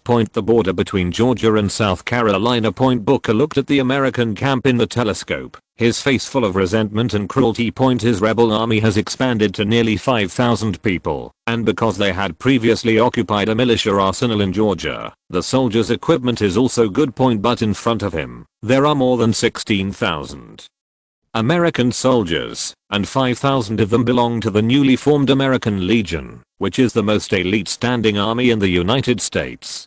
Chapter 637. The Whale of the North American Continent. A black officer in a white uniform looked at Booker's expression, hesitated, and finally said loudly, "Great Hogan, we should avoid these white troops. They are too numerous. Into South Carolina. Mountains or retreating to the west are the best options." The Hogan he is talking about is the Great Wizard of Voodoo, which is the religious position Booker currently holds. As I write this, I hope readers will remember our domain name Taiwan Novel Network. Booker glanced at him coldly, gave him the telescope in his hand, pointed hard at the US military camp, and gritted his teeth. "I can't leave them behind." The officer did not comply. He knew that there were more than 200 black people hanging in the plantations where white people were stationed. He had seen it from a closer distance when he led a reconnaissance team yesterday. Those black people were probably preparing to defect to the Booker movement, but they were captured before they left the South Carolina area. Then the US military tied their wrists and hung them from tree branches. These people had been hanging for 3 days. At least 1/3 of them were dead, but hundreds of others were still struggling in pain. The white men deliberately hung them in front of the camp so that they could be easily seen from their side. Booker walked around anxiously, then suddenly turned around and grabbed the officer's collar. "I have been hung like that before, and I know how painful it is. I swore to the spirit of nature that I would make all black people stop suffering like that and kill all the white people who torture us. The spirits of nature saved me, and I did not die. Now, I must save them too." The surrounding black soldiers immediately roared, "Kill all the white people, save the victims." Booker looked around at the soldiers around him with satisfaction and said loudly, "The ancestors will protect us. The spirits of nature will guide us." The soldiers fell to the ground in obeisance and repeated his prayers. Booker let go of the officer and said in a deep voice, "Anson, I will lead people to attack from the south side. You take advantage of the chaos to sneak into the plantation to rescue people. Then, we will retreat to the mountains to the north." Anson glanced in the direction of the American camp and finally nodded calmly, "Yes, the Great Hogan." At 2 o'clock in the afternoon, Booker led 2,600 soldiers and circled the right flank of the American army. Many of his team also carried machetes. It wasn't that they didn't have flintlock guns, but they didn't know how to use them. Half a month ago, they were growing cotton under the whip of the plantation owners, but now they resolutely launched an attack on the slave owners for the freedom of themselves and their compatriots. Brigadier General Anthony Wayne, the commander-in-chief of the American Legion, quickly received the report from the cavalry, but with a smile on his face, he turned around and issued a series of orders to several officers before Booker's attack even started. He was met with a head-on sniper attack by the elite 1st Infantry Regiment of the US Army and 3 militia regiments. Booker chanted voodoo prayers and fought with the Americans like a wild beast. But before long, American cavalry appeared behind him. Anson heard gunshots from the north and immediately rushed to the plantations near the border with more than 1,500 soldiers just when he could already see the faces of the hung black slaves. Intensive gunfire suddenly erupted from all around. The slaves who had been hung for 3 days ended their pain instantly and were beaten to a bloody pulp. At the same time, 6 to 7,000 American troops gathered from all directions to the beat of drums. The battle continued until dusk, and Anson's men were wiped out. None of these black soldiers surrendered. Despite the huge disparity between the enemy and ourselves, they still desperately took away the lives of more than 300 American soldiers, and Booker's side was also extremely tragic. The veterans he brought from Santo Domingo bravely stopped the American cavalry and even captured many horses in the end. Under their cover, Booker led the remaining 500 people to break out of the siege of the US military. The remnant of Booker's troops joined the 800 soldiers responsible for the response. After learning that Anson had been killed in the battle, they had no choice but to flee westward. With the Americans behind him in hot pursuit, Booker followed the previous instructions of the Duke of Leeds' men and crossed the Savannah River on the southwest side of Georgia and entered the territory of the Altamahaw Indian tribe. Early the next morning, Booker met the envoy of Altamahaw Chief Mike Barboza. After the latter learned that Booker was fighting the Americans, he immediately entertained them very warmly. Not only did they send food and tents, but they also sent tribal warriors to patrol along the Savannah River to prevent sudden attacks by the Americans. Another day later, in the rebel camp, Booker kicked a black soldier who was groaning from his injuries and shouted, "Quiet, you useless guy." The surrounding moans suddenly became much quieter. Then Booker saw the wound on the soldier's abdomen, frowned immediately, and made a cut gesture to the guard behind him. The guard immediately pulled out his dagger and stabbed the wounded soldier in the chest. The latter struggled for a moment and soon became silent. Booker walked among the soldiers, executing 30 or 40 wounded soldiers without hesitation along the way. With the injuries of these people, they would only live for 3 to 5 days at most, but they would become a burden to the army. Just then, a black officer came with 2 Indians. The Indian with the red feather on his head politely saluted Booker.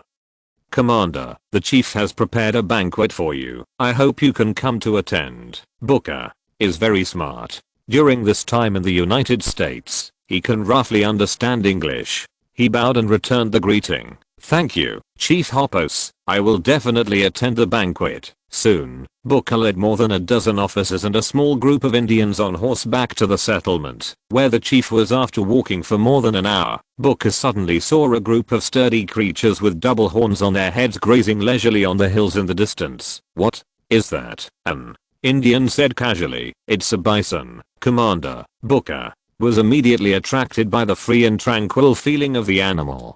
On a whim, he squeezed the horse's belly and ran towards the bison, wanting to see them up close. When the cattle saw someone approaching, they immediately turned around and ran away. Booker chased after them all the way over the top of the hill. Just as he was about to look down at the cattle, he was suddenly stunned. The other side of the hill turned out to be an endless cotton field. He hurriedly took off the telescope from the saddle and looked, and saw countless black slaves bending over to sow cotton, and next to them stood dozens of ferocious Indians waving whips. Savannah River. Several American officers rode side by side, and one of them, a middle-aged colonel, looked across the river and frowned. "General Wayne, I can't believe that we have to cooperate with those lowly Indians." "Brigadier." Wayne smiled. "If it can solve the riots of blacks, why not? To be honest, I hate those barbaric guys. They killed many of us." "That's right." Wayne nodded. "So after the cooperation, you can do whatever you want." Chapter 638 Betrayal and Betrayed. Booker came down the hill with an angry face, his right hand behind his back. When he came about 10 steps away from the Indians, he suddenly drew his pistol and shot the man with the red feather on his head to death, and then shouted to his officers, "Kill them, quickly." Although the Indians were quite fierce, they were no match for the black officers who had just experienced battles on the battlefield, and half of them were killed almost instantly. The remaining 6 or 7 people persisted for a few more minutes, and then they all turned into corpses. Booker faced the doubtful eyes of his men, pointed to the other side of the mountain, and said in a cold voice, "These damned Indians are as damned as the White Walkers. In fact, these Indian tribes bordering the United States have already begun to learn civilization and civilization from Westerners. They learned to ride horses, learned to use muskets, and even imitated Americans and set up parliaments among tribes at the same time. They also learned to keep slaves. Americans killed and enslaved them, and they also enslaved black people." The Indians soon discovered the huge benefits of the plantations. and then use the money they earned to buy more black slaves and weapons, and more chiefs participated in slaveholding, especially in the southeastern United States. Indian tribes neighboring the United States built more than 10 European-style towns and opened up a large number of cotton plantations. The Altamaho tribe is the closest Indian to the United States. Suddenly there was a faint sound of gunfire in the distance. Booker's pupil suddenly shrank. He turned the horse's head, whipped the horse hard, and shouted urgently, "Oops, come back with me." On the east side of Booker's army camp, along the Savannah River, 7,000 to 8,000 American soldiers suddenly appeared. Yes, the Indians did not help the blacks patrol at all. Instead, they negotiated a price with Brigadier General Wayne overnight, and then used tribal boats to transport the American troops across the river. Booker was invited by Chief Hoboasa and brought most of the senior officers to the banquet. The highest rank in the army was only a captain. The poor captain had no ability to handle this situation and immediately ordered the entire army to retreat westward, trying to retreat into the Indian tribe. But soon, they discovered that nearly 2,000 Indian warriors had gathered near the hills on the west side, and as soon as they saw them, they raised their guns and shot at them. By the Savannah River, an American officer saw the black rebel army escaping through his telescope and immediately said to Brigadier General Wayne next to him, "General, those niggas are done. Please let me lead the cavalry in pursuit." "No, we can't let American soldiers bleed." Wayne waved his hands calmly. "Just control the two wings and don't let the niggas escape.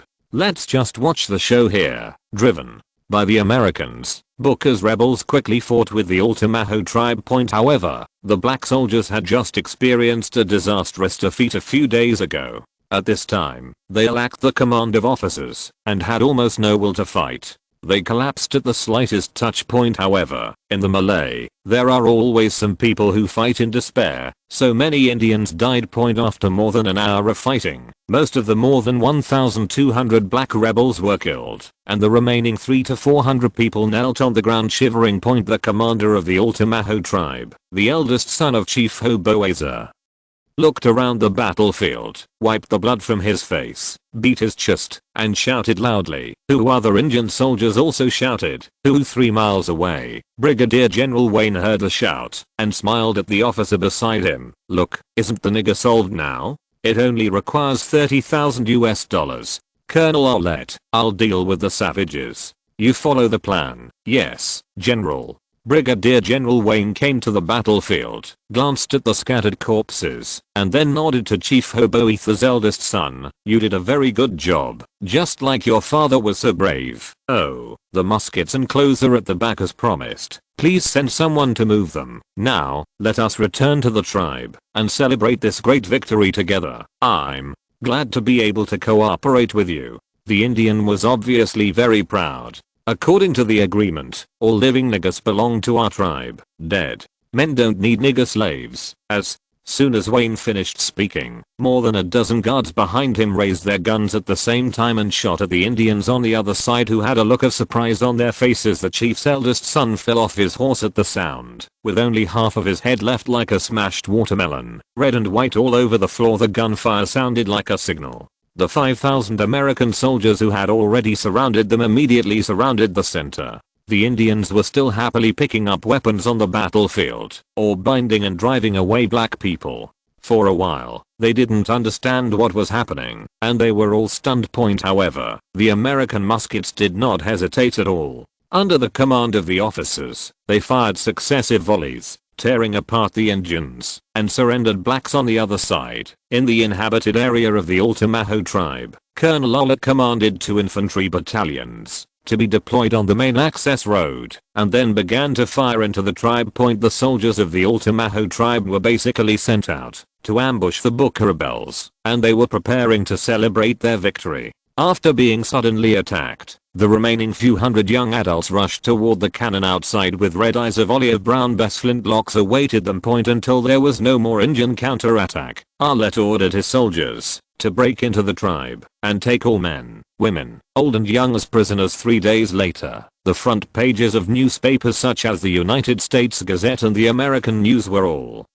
General Wayne quelled the slave rebellion and recovered 70 square miles of land in Georgia. In The plantation of the Altamaho tribe. Booker and his officers killed more than 30 Indian overseers and led more than 130 black people who were willing to follow him into the dense forests of Upper Georgia, France. Paris Joseph received the news from North America and the Caribbean on his way to Brittany to attend the maiden voyage ceremony of the Light of the Mediterranean. At this time, more than 50 days had passed since the Booker uprising was suppressed. He looked at the report in his hand and couldn't help frowning slightly. He didn't expect that the Booker movement, which he had high hopes for, would be solved by the Americans in such an unscrupulous way. The damage to the United States in this incident was not that great. It seemed that there was no hope of triggering the Civil War in advance. Joseph couldn't help but sigh. For this ambitious and potential country across the ocean, other methods had to be used to continue to weaken it. Fortunately, Bristow's side was going well. Now, except for Jamaica, the entire Caribbean region has successively declared independence, and the Black Liberation movement has become unstoppable. Chapter 639, the world's first steam-powered battleship. It is now the end of March. Judging from the situation in the Caribbean, at least this year's sugarcane planting is definitely gone. Joseph couldn't help but think of the report on sugar beet cultivation submitted by the Minister of Agriculture a few days ago. Agricultural Consulting Services has signed a contracting agreement with the church. Much of the church land was converted to sugar beets. Currently, France has sown 37,000 hectares of sugar beets, and nearly 10,000 hectares are being cleared of previously sown grains. Sugar beets can be planted in a month at most. France has the most suitable climate and soil for growing sugar beets in the world, so the sowing period is very wide, and even sowing in early May can ensure a bumper harvest. This year, the sugarcane harvest in the Caribbean will inevitably be severely short-lived. By then, the entire Europe may have to rely on French sugar beets to obtain sugar. As for whether a pound of sugar sells for 3 francs or 5 francs, it really all depends on your mood. Joseph then thought about the future political landscape of the Caribbean. Judging from the current situation, it is inevitable that the major islands will achieve independence. In fact, because the Caribbean is far away from the European continent and difficult to control, even if we don't promote it in advance, there will be an independence boom there in a decade or so. Then France might as well follow the trend and be the first to recognize the independent status of Caribbean countries and gain political benefits from it as much as possible. In fact, if done properly, many colonies will still be under the control of their former sovereign state to a large extent hundreds of years after independence. As for the specific means, such as controlling the economic lifeline, supporting the rulers, and winning over the aristocracy, there should not be too many lessons that future generations can copy. If you want to make it simpler, you can also adopt the Korean Procuratorate Model Note 1, which not only provides stable control, but also avoids arousing opposition from the local people. In addition, it was to cultivate anti-British and anti-American sentiment in the Caribbean from the beginning. Especially the latter can make Caribbean countries an important force in containing the United States in the future. Joseph suddenly remembered Brigadier General Wayne's poisonous plan of killing 2 birds with 1 stone. The world in the 18th century still followed the law of the jungle, so this kind of thing was actually very common and would be quickly forgotten without making any waves. But if someone spreads the word and constantly reminds people to remember their hatred, the result will be different. That is what later generations often call rhythm. Let the reporter write a long press release about this matter and let the Caribbean countries know the inside story of Booker's Black Rebel Army being deceived and massacred by the Americans. Millions of black people there must feel the same way and are incompatible with the United States. Of course, we must try to downplay the shameless behavior of the Indians inside, so as not to cause the blacks and Indians to fight first. The morning after Joseph arrived in Brittany, Fouche followed closely and handed him the report. Brissett had just returned from St. Domingue. The news was still a month and a half ago. Joseph rubbed his forehead. In this era without telegraphs, communication efficiency was appallingly low. However, when he saw the content of the report, he almost couldn't help laughing. The British asked us for help. Yes, Your Highness. Fouche nodded. Brand's army continues to suffer losses.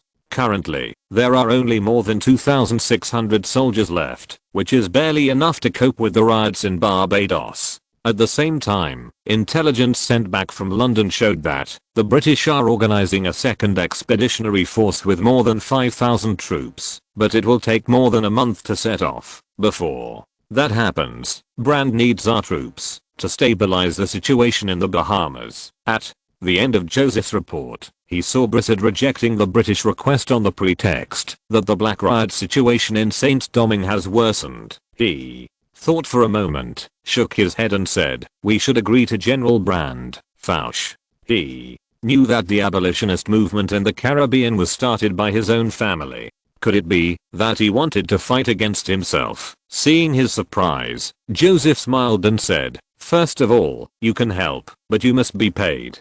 Previously, the sponsorship given by the Duke of Leeds was almost exhausted, which just allowed Brand to supplement some military expenses for the rebel army. Well, the main fund for the vigorous abolitionist movement in the Caribbean was the £250,000 that Augur obtained from the Duke of Leeds. The French government only provided less than 500,000 francs. Fouche hesitated and said, "Your Highness, what then? The Bahamas is the territory of the British. If we really want to send troops there, I'm afraid we won't be able to fool them by just showing off, like we did in Saint-Domingue." Joseph shook the teacup in his hand. "Then let's have a fight in the Bahamas. If there happens to be a loss in Saint-Domingue at this time, all countries will definitely blame Britain, and then we will do this again." Half an hour later, Fouche left with the Crown Prince's instructions, and Joseph took a car to Brest Bay in high spirits. There were hundreds of soldiers in ceremonial uniforms lined up neatly on the pier.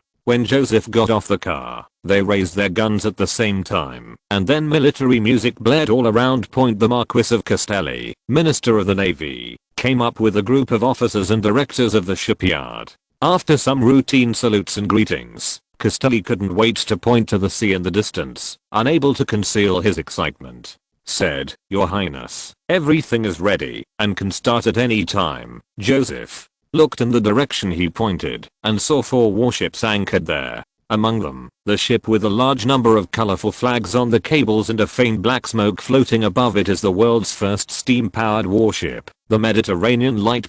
This new type of warship, which carries all the hopes of the Navy, was completed in less than half a year due to the desperate work of the Brest shipyard. The crowd surrounded Joseph and walked towards the frigate Brown Quartz moored at the dock.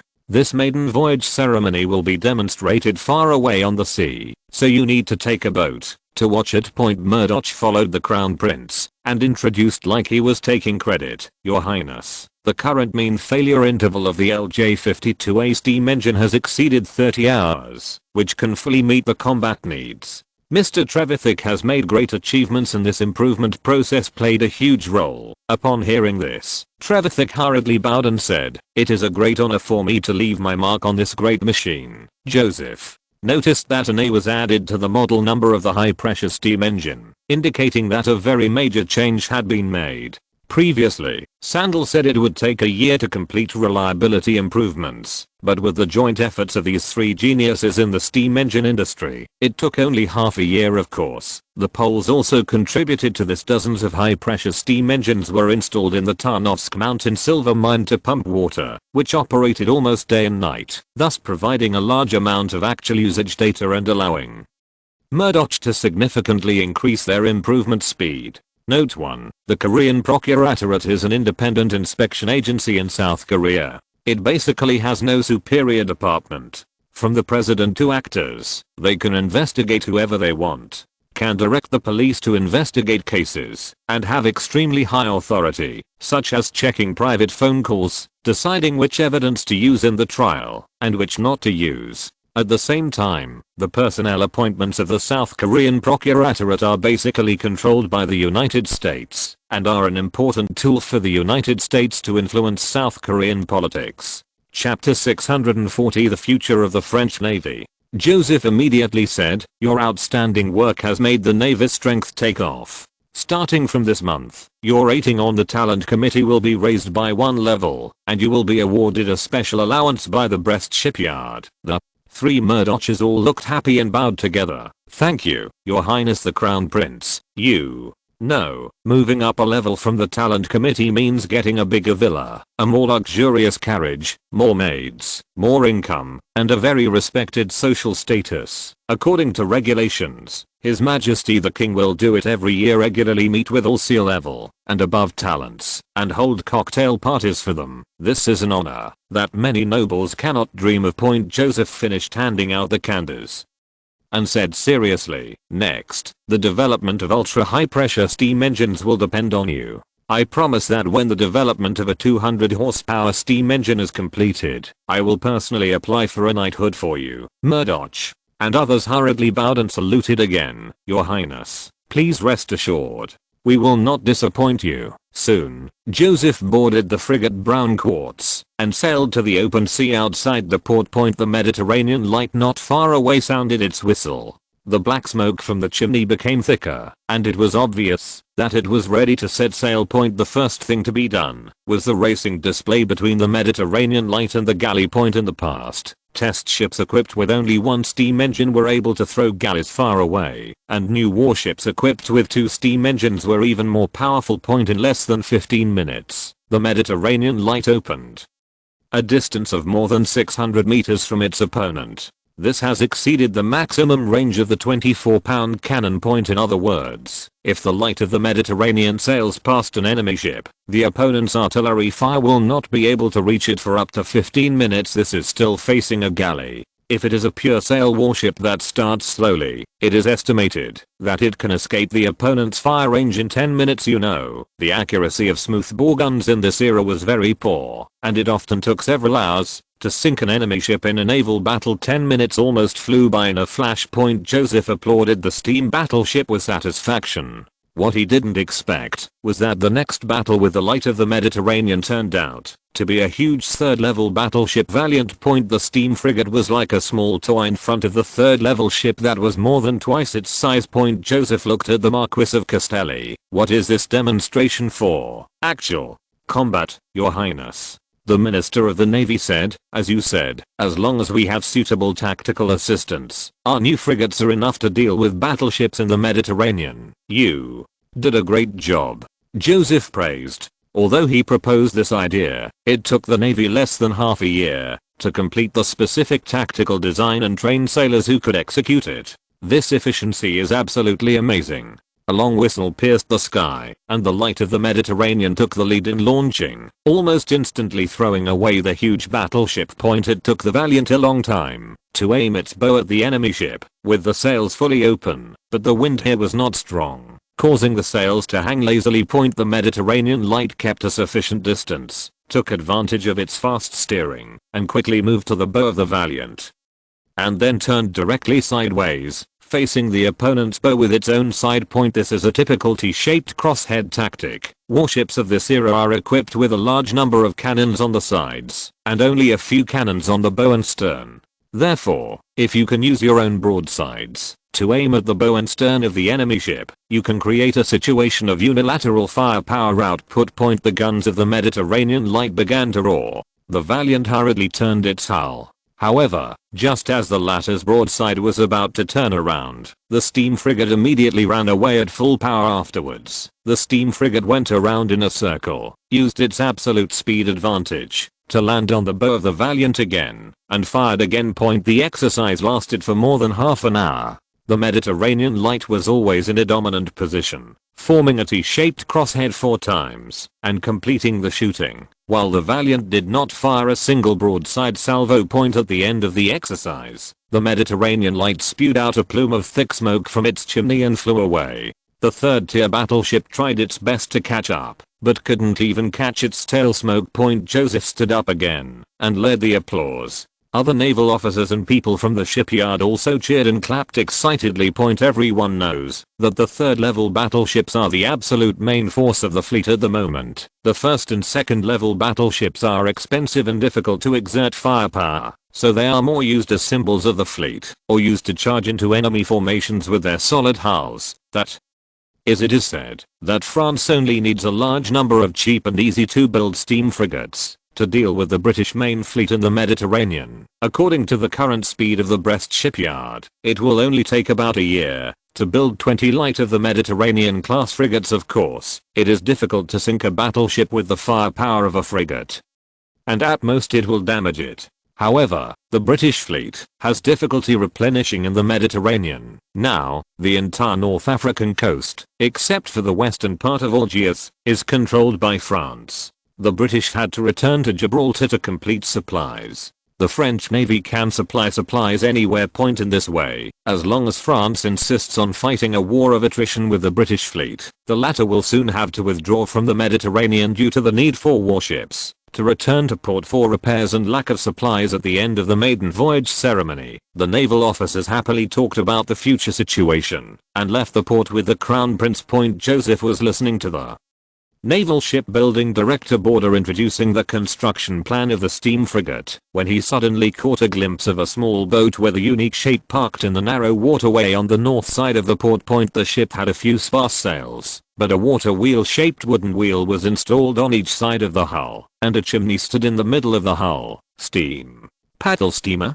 Joseph gestured to the small boat curiously and asked Border, is that a test product of the shipyard? The shipbuilding director was startled for a moment, then smiled and said, Your Highness, that was built by a gentleman named Geoffrey. He came to the shipyard 2 months ago with the ship and a design drawing, saying that he had designed a new type of warship. We looked at his design and learned that it was just a steam paddle steamer, so we didn't adopt it. However, Mr. Geoffrey has good design talent and unique insights into steamships, so I hired him as a designer in the shipyard. Oh, he later saw the steam battleship you invented and never mentioned his little boat again.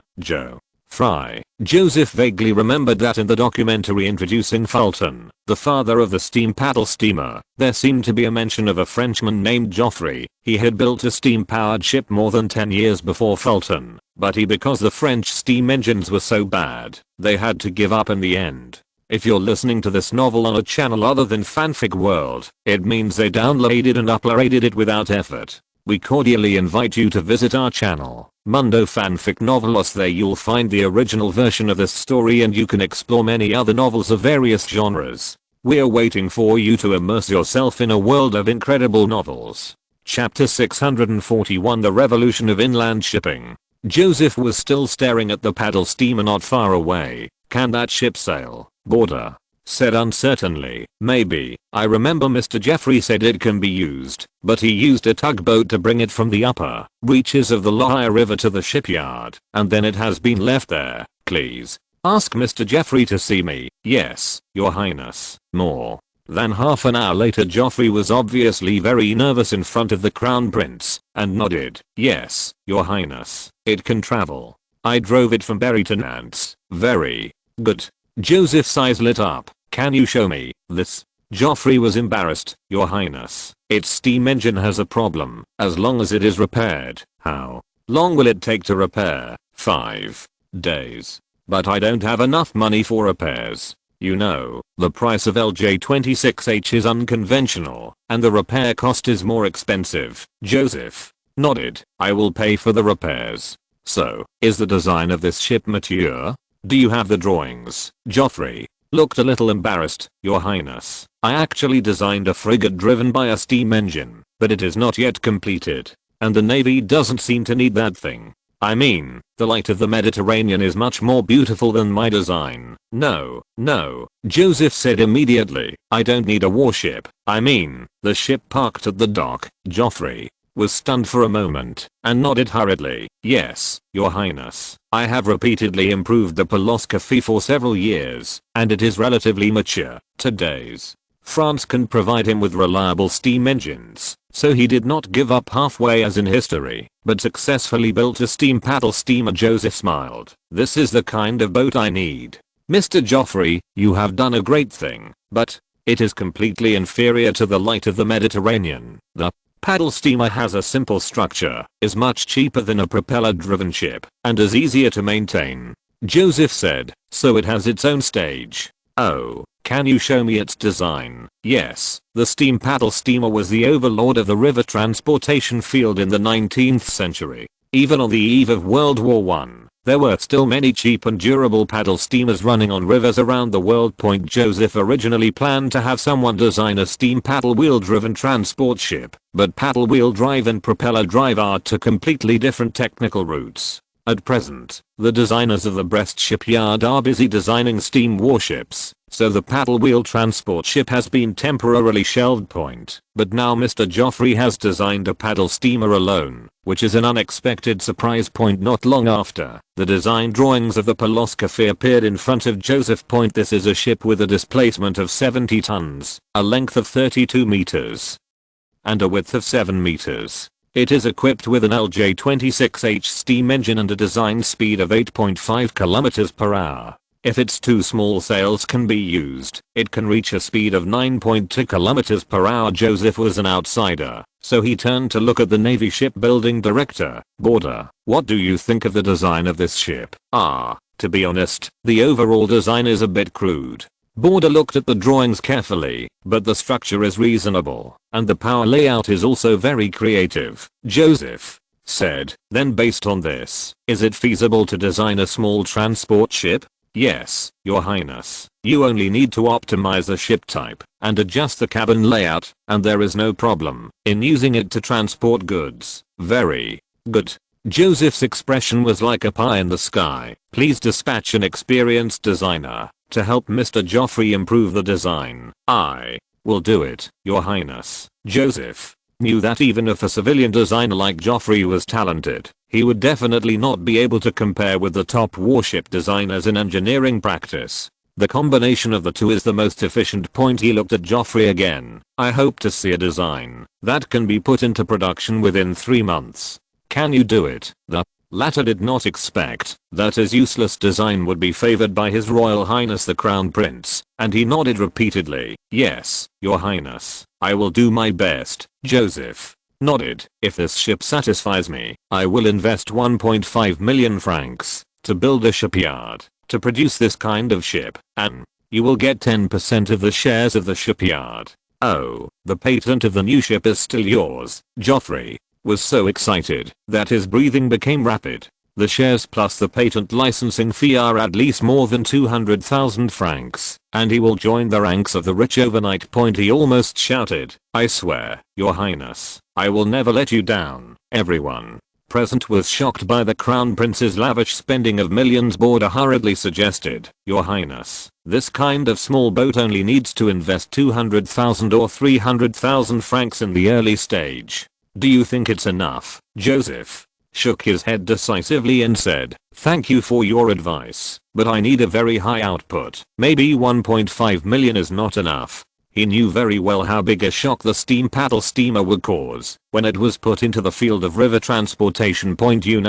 Inland river transportation is different from sea transportation. There is almost no wind in the inland river, so most of them are rowing boats, and some are paddle boats. When encountering special river channels, they must be towed by trackers. Not only is the speed very slow, but the labor cost is also not low. The steam paddle steamer solved these problems very well. The speed of 8.5 km per hour may not seem like much, but it is much faster than human rowing, and it can maintain speed for a long time, unlike the rowers who have to rest constantly. In addition, the steamship can get rid of the constraints of the trackers. During the peak season of transportation, other ship owners may have to wait for a whole day to wait for the trackers, while the steamship has already arrived at the destination. This allows a steamship to make 2 or more trips in the time of an ordinary paddle boat. Although it will burn a lot of coal, it also saves the wages of the rowers and trackers. All in all, the transportation cost of the steamship will be reduced by half compared to the current level. When a large river transport ship equipped with a 52 horsepower steam engine and a displacement of more than 90 tons is designed in the future, the cost can be further reduced. This is a complete dimensionality reduction attack. It can be foreseen that when the French steam paddle steamer is put into production, all ship owners engaged in inland shipping will have to replace new ships, otherwise they will not be able to compete with others. Joseph did not delay for a minute and immediately asked Border to recruit professionals to start planning the shipyard. Historically, building warships has always been a money-losing business, and only civilian ships can make money. Joseph thought that, if the profits of the steam paddle shipyard were high enough, he could invest in and control the Brest shipyard, and by expanding production, significantly reduce the cost of building warships. Chapter 642 High-Tech Competition. The large-scale spread of civilian steam paddle steamers also has a very big benefit, that is, it can significantly increase the installed capacity of marine steam engines. The number of civilian ships is dozens of times greater than that of warships. This can promote the rapid improvement of steam engines than simply installing steam engines on warships. Feeding the army with the people is always the best model to promote new technologies. Moreover, the propeller drives used by paddle steamers in the French Navy are completely different technical routes. There is no need to worry about other countries copying civilian ship technology to build warships. It is simply perfect point. While Joseph was busy planning the new shipyard, Watt was also planning famous financing matters with his company owner Bolton in the suburbs of Birmingham, England. You have to try to give up certain obsessions. Bolton, who has long light blonde hair and melancholy eyes, carefully considered his words for fear of upsetting his talented partner. Those investors are looking for high-pressure steam engines.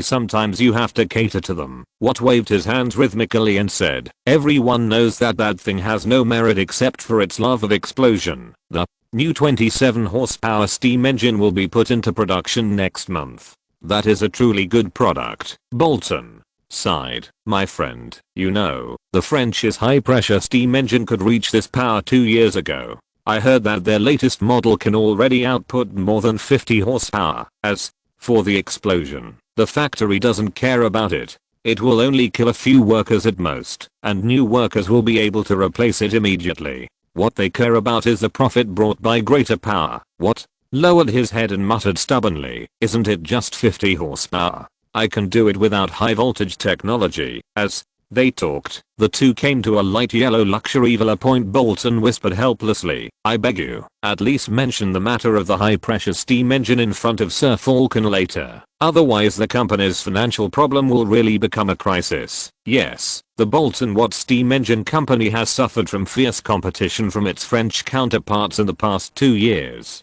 Sales have been shrinking, and profits have hit the lowest level in more than 10 years. To make matters worse, the company was involved in the London gas street lighting project last year, and became a subcontractor of distillation boilers and pressure instruments, losing all its money. This caused problems with the company's cash flow, and Watt and Bolton had to bring in new shareholders in order to tide over the difficulties. Sir Falconer warmly welcomed the two into the living room and quickly talked about investing in the shares. Oh, let's be honest, my psychological expectation is to get 30% of the shares for £50,000. Bolton frowned. Sir Falconer, the company's assets are worth more than £200,000, and its annual income is more than £40,000. If you want to obtain 30% of the shares, you may have to invest £75,000. Falconer smiled and shook his head. What I value is the company's prospects. Last year Upper Hesse purchased a steam engine worth £50,000 for the automatic loom, but they chose French goods, a new high-pressure steam engine. With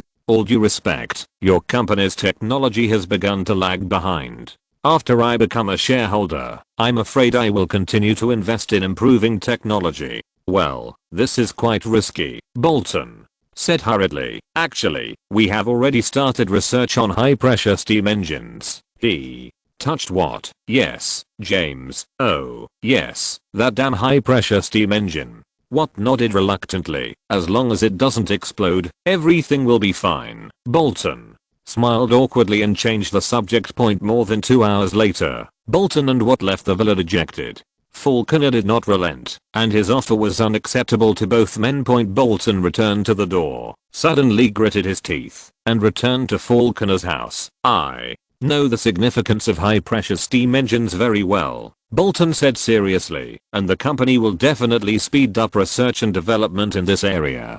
Falconer shrugged, but your chief technician seems to be only interested in standard pressure steam engines. Bolton took a deep breath and said, actually, I have a way to quickly acquire technology. Oh, please tell me, John. Sandal of the French United Steam Engine Company, Bolton said, I know his uncle, and if we can get him to join us, we can immediately obtain high-pressure steam engine technology. We have a vast British market. As long as we create new products, we will soon beat the French. Falconer raised his eyelids and nodded. Okay, if there is a high-pressure steam engine, I can invest £75,000. Eastern Province of Bavaria, freezing point after attending the consultative conference of the parties to the Treaty of the Rhine-Seine. Count Reinforce, who was returning, looked at the letter just sent from Vienna with a complicated expression. It was a letter of mourning from His Majesty the Emperor. Leopold II died of smallpox 3 days ago.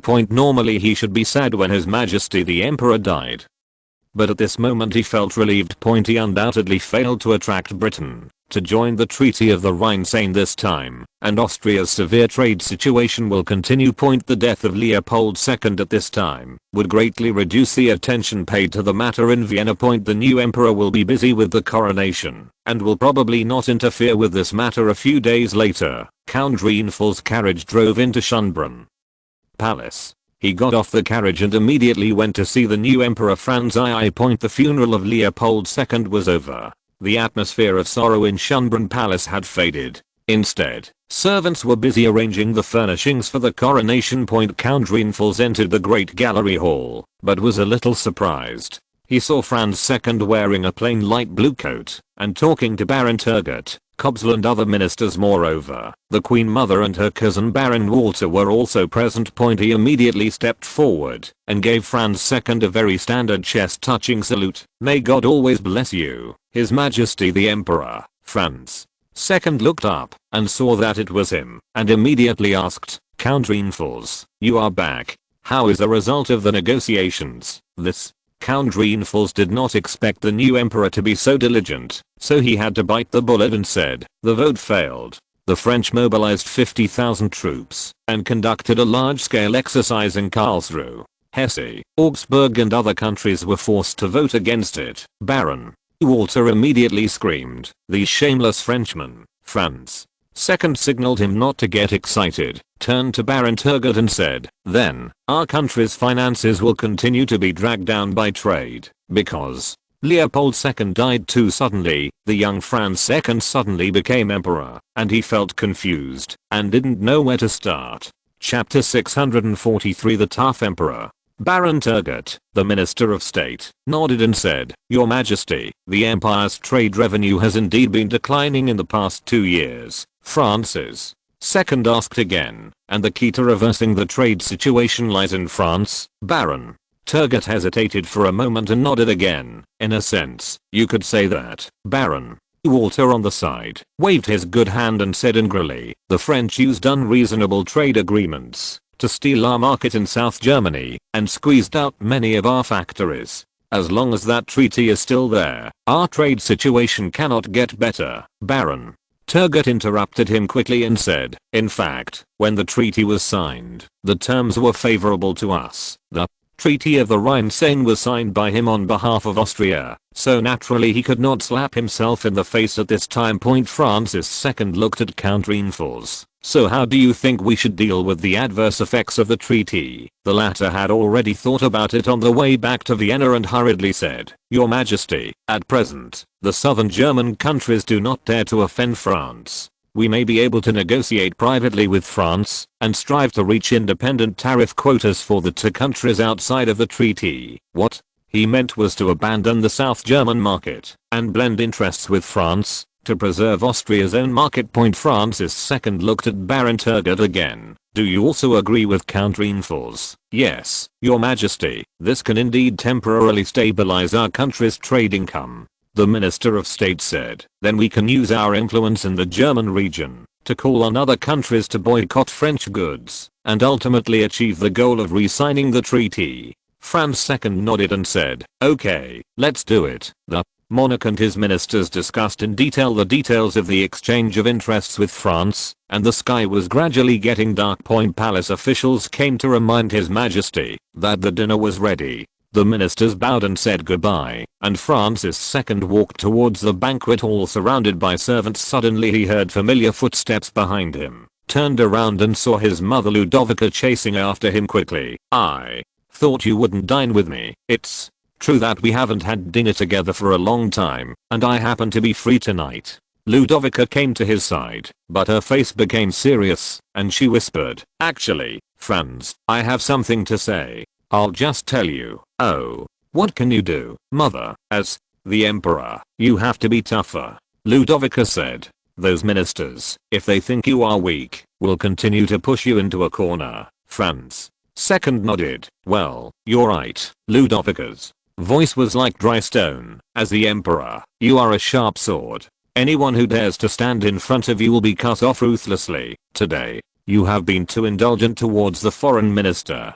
Since he has returned from Karlsruhe with failure and disgrace, he must be punished accordingly. Similarly, the French dared to threaten you with their troops, but you chose to humbly exchange benefits for their charity. This will only make the French more arrogant." Franz II was stunned and nodded again. "Indeed, I should be tougher." Ludovica was already dissatisfied with France, and Baron Walter had been slandering France in her ears for more than a year, causing her to hate France to the core. "You want the arrogant French to know how powerful the Emperor of the Holy Roman Empire is, and how careless their previous behavior was. Then, immediately revise that damn treaty." Franz II had a particularly soft ear. He was only 23 years old, and lacked experience in governing the country. After hearing his mother's words, a heroic and arrogant air suddenly surged in his chest. "Yes, I can't just retreat. Austria's interests must be guaranteed." He straightened his back. "I'm the Emperor of Shinra, and I'm a sharp blade." The next day, Baron Turgot, Count Kopzel and other Austrian ministers once again gathered in front of the Emperor. Francis II severely reprimanded Count Reinforce as soon as he came up, saying that his incompetence had seriously harmed Austria's interests, and fined him half a year's annuity. Then, Emperor Shinra looked at Turgot. "As for the attitude towards France, I think we should not be too weak. Yesterday's negotiation plan needs to be revised." "But, Your Majesty," just as the Minister of State was about to say something, Baron Walter lowered his height and said, "Your Majesty is wise and mighty. You must let the French know how powerful you are, so that you can effectively protect our country's interests." Francis II nodded and looked around at the ministers. "So, do you guys have any suggestions?" Since Cornetz's resignation, the pro-French faction in Vienna's political arena has declined, and the pro-British, UNP and even pro-Russian factions are all brightening at this time. Chief Royal Advisor Karlanek and Baron Walter looked at each other and said, "First, Your Majesty, we can definitely use our influence over the Italian countries to warn the French that, if they do not re-sign the Treaty of the Rhine-Seine, they will lose the Italian market. At present, Italy mainly includes Sardinia, Genoa, Venice, Tuscany, Sicily, Naples and other countries. Venice is completely under Austrian control. The Grand Duke of Tuscany is the younger brother of Franz II. Sicily, Naples and the Habsburg family have a lot of marriages. It can be said that Austria has a significant influence on most of the Apennine Peninsula. Especially Venice, a major commercial city, accounts for nearly 1/3 of Italy's trade volume. For France, losing most of the Italian market for the sake of Austria's market is absolutely not worthwhile. Franz II nodded with satisfaction. "This is a good idea. Then let's plan it in detail." Count Reinforce was reprimanded just now, and wanted to restore his position in the Emperor's mind as much as possible, so he hurriedly added, "Your Majesty, France's previous military exercises were indeed very effective. I think we can hold a joint exercise with Tuscany, which can not only deter France, but also show our strength to the Italian countries." Everyone then offered suggestions one after another, and soon formulated a diplomatic plan for the trade agreement. Franz II once again gave the mission to France to Count Reinforce, and announced the end of the meeting. All officials left, but Baron Turgot stayed and handed a financial report to His Majesty the Emperor. Franz II was really not familiar with the country's financial situation, and Turgot could hardly explain it to him just by talking. So he had to submit a written document. Chapter 644 The peaceful Wallonia region of southern Netherlands. Taiwan Novel Network. As Franz II opened the financial report, His brows immediately wrinkled. He raised his eyes and looked at Baron Turgot. Our debt has reached 110 million florins. According to Austria's propaganda, the total debt is only more than 70 million florins. Although Francis II had access to real data when he was crown prince, he did not care about it. Baron Turgot nodded helplessly and said, I'm afraid that's the case, Your Majesty. You know, His Majesty Joseph II's reforms were met by the nobles, which made the finances a little tight. After that, we invested a lot in the Silesian War, military spending. Then last year's Serbian rebellion. Francis II replied angrily. Then our trade encountered competition from the French. That's true. Last year, our country's trade revenue fell by more than 7 million florins. Francis II looked at the long series of zeros after the debt figure on the report and suddenly felt guilty and said, given our country's poor financial situation, shouldn't we be too tough on foreign affairs? I mean, if we really want to go to war, military spending may be unsustainable. Baron Turgot recalled His Majesty the Emperor's scornful aura at the meeting just now and couldn't help but secretly shake his head. He took a deep breath and said, Your Majesty, the French's finances are even worse. Their debt is 800 million florins. France immediately showed a confident smile. You are right, so we should never show weakness to the French. Baron Turgot took the opportunity and said, Your Majesty, our country has been experimenting with banknotes for several years. If it can be fully promoted, it will play a great role in improving the finances. Paper, money? Well, I know, both the British and the French are doing it. Franz II waved his hand. I will be busy with the coronation in the past few months. Let's wait until the coronation is over. He turned to the third page of the financial report and suddenly asked with some surprise, why do we have to pay so much to the Poles for military expenditures to suppress the Serbian rebellion? Military expenditures for counterinsurgency totaled 9 million florins, of which more than 6.5 million were spent on the Poles. Baron Turgot said, Your Majesty, you know that the Hungarian nobles do not care about Slavonia. Therefore, the Polish army led by General Kosciuszko is actually the main force in suppressing the rebels. He coughed dryly. Well, actually, we still owe 1.5 million florins in unpaid soldiers' salaries. For the Polish soldiers, yes, Your Majesty. Francis II seemed a little unhappy. Let these Poles go back and mobilize the Royal German Legion to Slavonia to quell the rebellion. Baron Turgot was startled. The cost of deploying troops from Vienna to counter the rebellion was much higher than that of the Poles. Otherwise, the Polish army would not have been hired in the first place. But he immediately thought that the rebellion had been compressed to a very small scale and should be over soon. So he bowed and said, Yes, Your Majesty, I will convey your will to the military council. Francis II added, as for the salaries of those soldiers, we have been protecting Poland from being annexed by the Russians, so they are also obliged to eliminate the rebels for our country. Yes, Your Majesty. Turgot didn't think it was a big deal.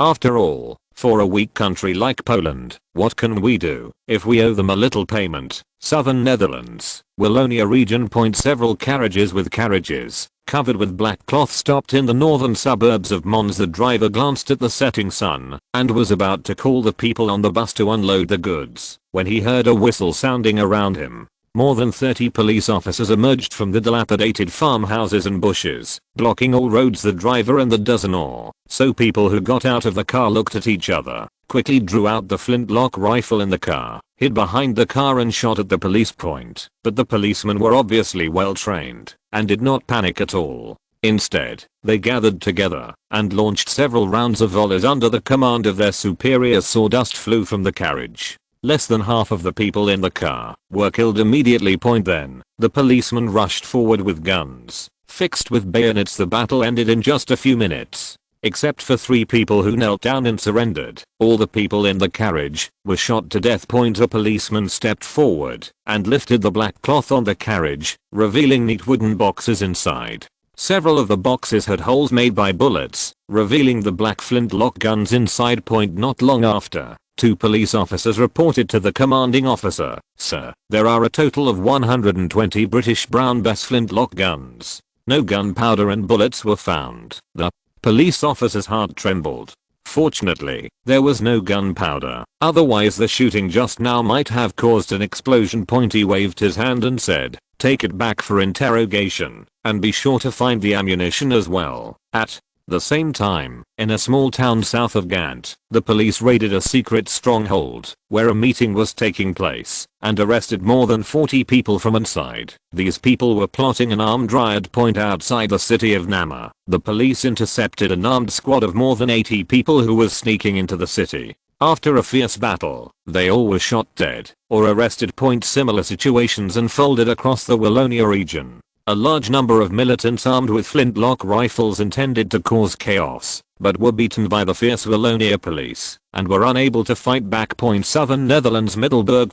A British intelligence officer put the loss report on George Kevin's desk with a grim face, and said in a deep voice, "Almost all of the more than 200 people were lost. The plan can only be temporarily suspended." The assistant of the British Foreign Secretary frowned. "Captain Pickering, you have been making arrangements for half a year, but there is not a single place that can cause chaos as planned." The intelligence officer lowered his head and said, "The police in Wallonia are not only extremely numerous, but also have combat capabilities that are not inferior to the army. We fought more than 80 people in Namur against 50 policemen, and were defeated by the enemy in just 10 minutes. Kevin frowned even deeper. According to Lord Grenville's plan, the British intelligence department recruited armed thugs in the Flemish region of the southern Netherlands. There were many remnants of the Brabant riots there, and it was easy to recruit people, and then sneaked into the Walloon region to attack the Dutch-speaking residents there.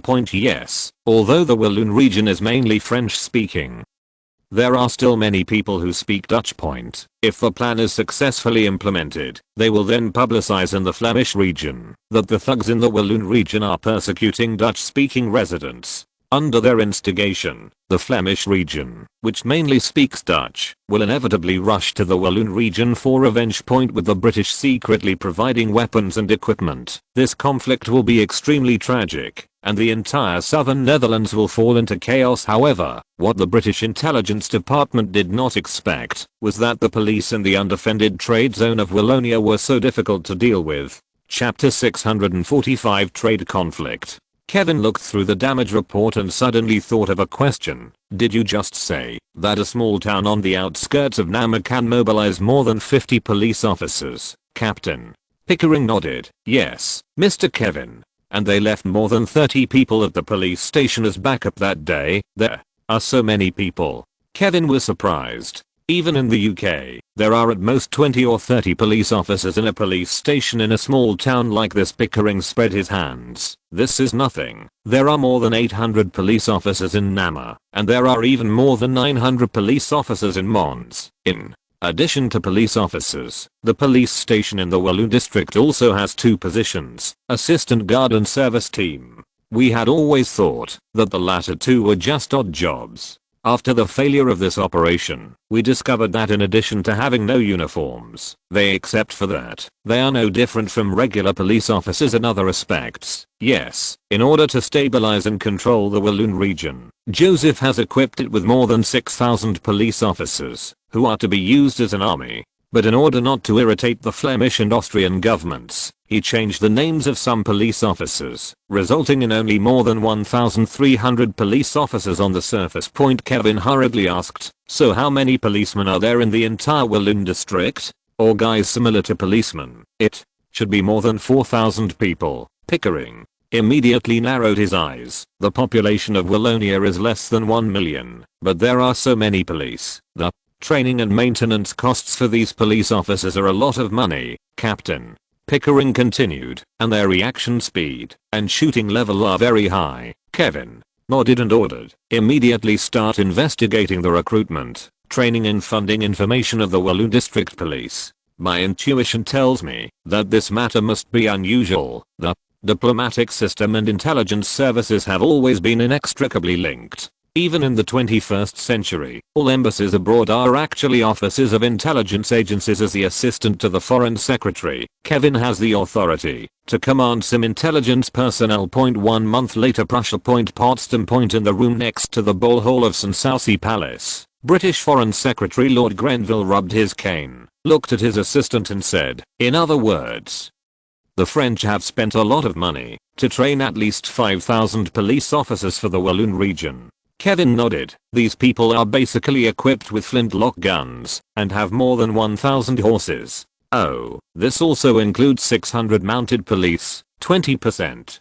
of their salaries are paid by the Walloon Chamber of Commerce, and the rest is paid directly by Paris." Grenville's mind was very flexible, and he immediately thought of the key. So, what interests does France have in Wallonia that require such a large investment? According to my investigation, the Walloon Chamber of Commerce and the local councils there are almost all controlled by the French. Please, tell me the conclusion directly. Kevin took a breath and said, "Although I have not obtained definite evidence, it is very likely that the French Industrial Development Fund bought nearly 1/3 of the shares of coal mines in Wallonia, and the rest are basically from France company holdings, even though those coal mines are still owned by a certain South Netherlands mine owner, including those aren't smelting plants or coal washing plants. They should all be invested by the French." Lord Grenville's eyes flashed, and he didn't know what he was thinking. "Is this the reason why this plan failed?" Kevin hurriedly said, "I'm not making excuses for my failure. No, I'm not blaming you."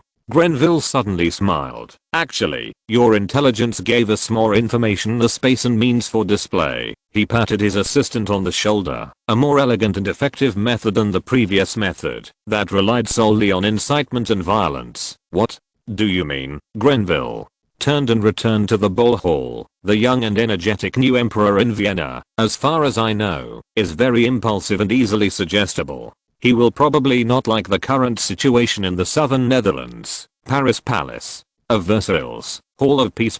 Count Reinforce pressed his hands hard on the table and said loudly, "At present, the seriously unbalanced trade situation is absolutely unacceptable to our country. His Majesty the Emperor has graciously stated that he will not pursue France's actions in occupying most of the markets in South Germany, but the tariffs on the Austrian market must be increased to ensure equal trade between the two countries. In addition, for French steel and chemical products, the access system needs to be re-established." French Trade Minister Bailey immediately pushed the copy of the Rhine-Seine Treaty in front of the Austrians and said expressionlessly, "It has only been 2 years since the treaty was signed, and our country does not think it is necessary to amend it. With all due respect, what your country should do now is to improve its industry and reduce costs, rather than pushing all problems to the trade agreement." Bailey's diplomatic experience is still not rich enough, and he will directly push back when the other party makes unreasonable troubles.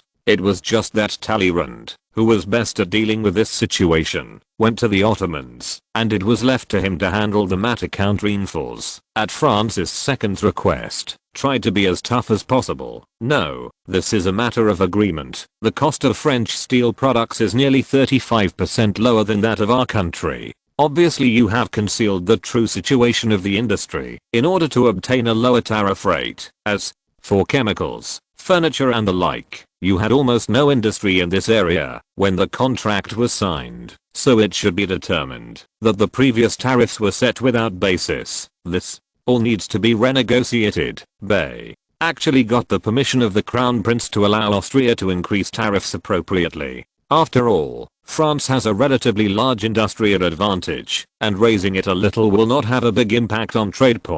But at the moment, the attitude of the Austrian foreign minister is aggressive, and it is obviously not something that can be dealt with by raising it a little. In addition, the other party also mentioned commodity access, which means that French steel and chemical products cannot be sold in Austria without special approval from the Austrian government. There is no room for negotiation. Bay also firmly rejected Count Reinforce's request and waited for the other party to soften his attitude before bargaining. Unexpectedly, the Austrian immediately said, "Then I must remind you that if our country's trade needs cannot be met, we will join forces with the countries in the Italian region to impose punitive tariffs on French products."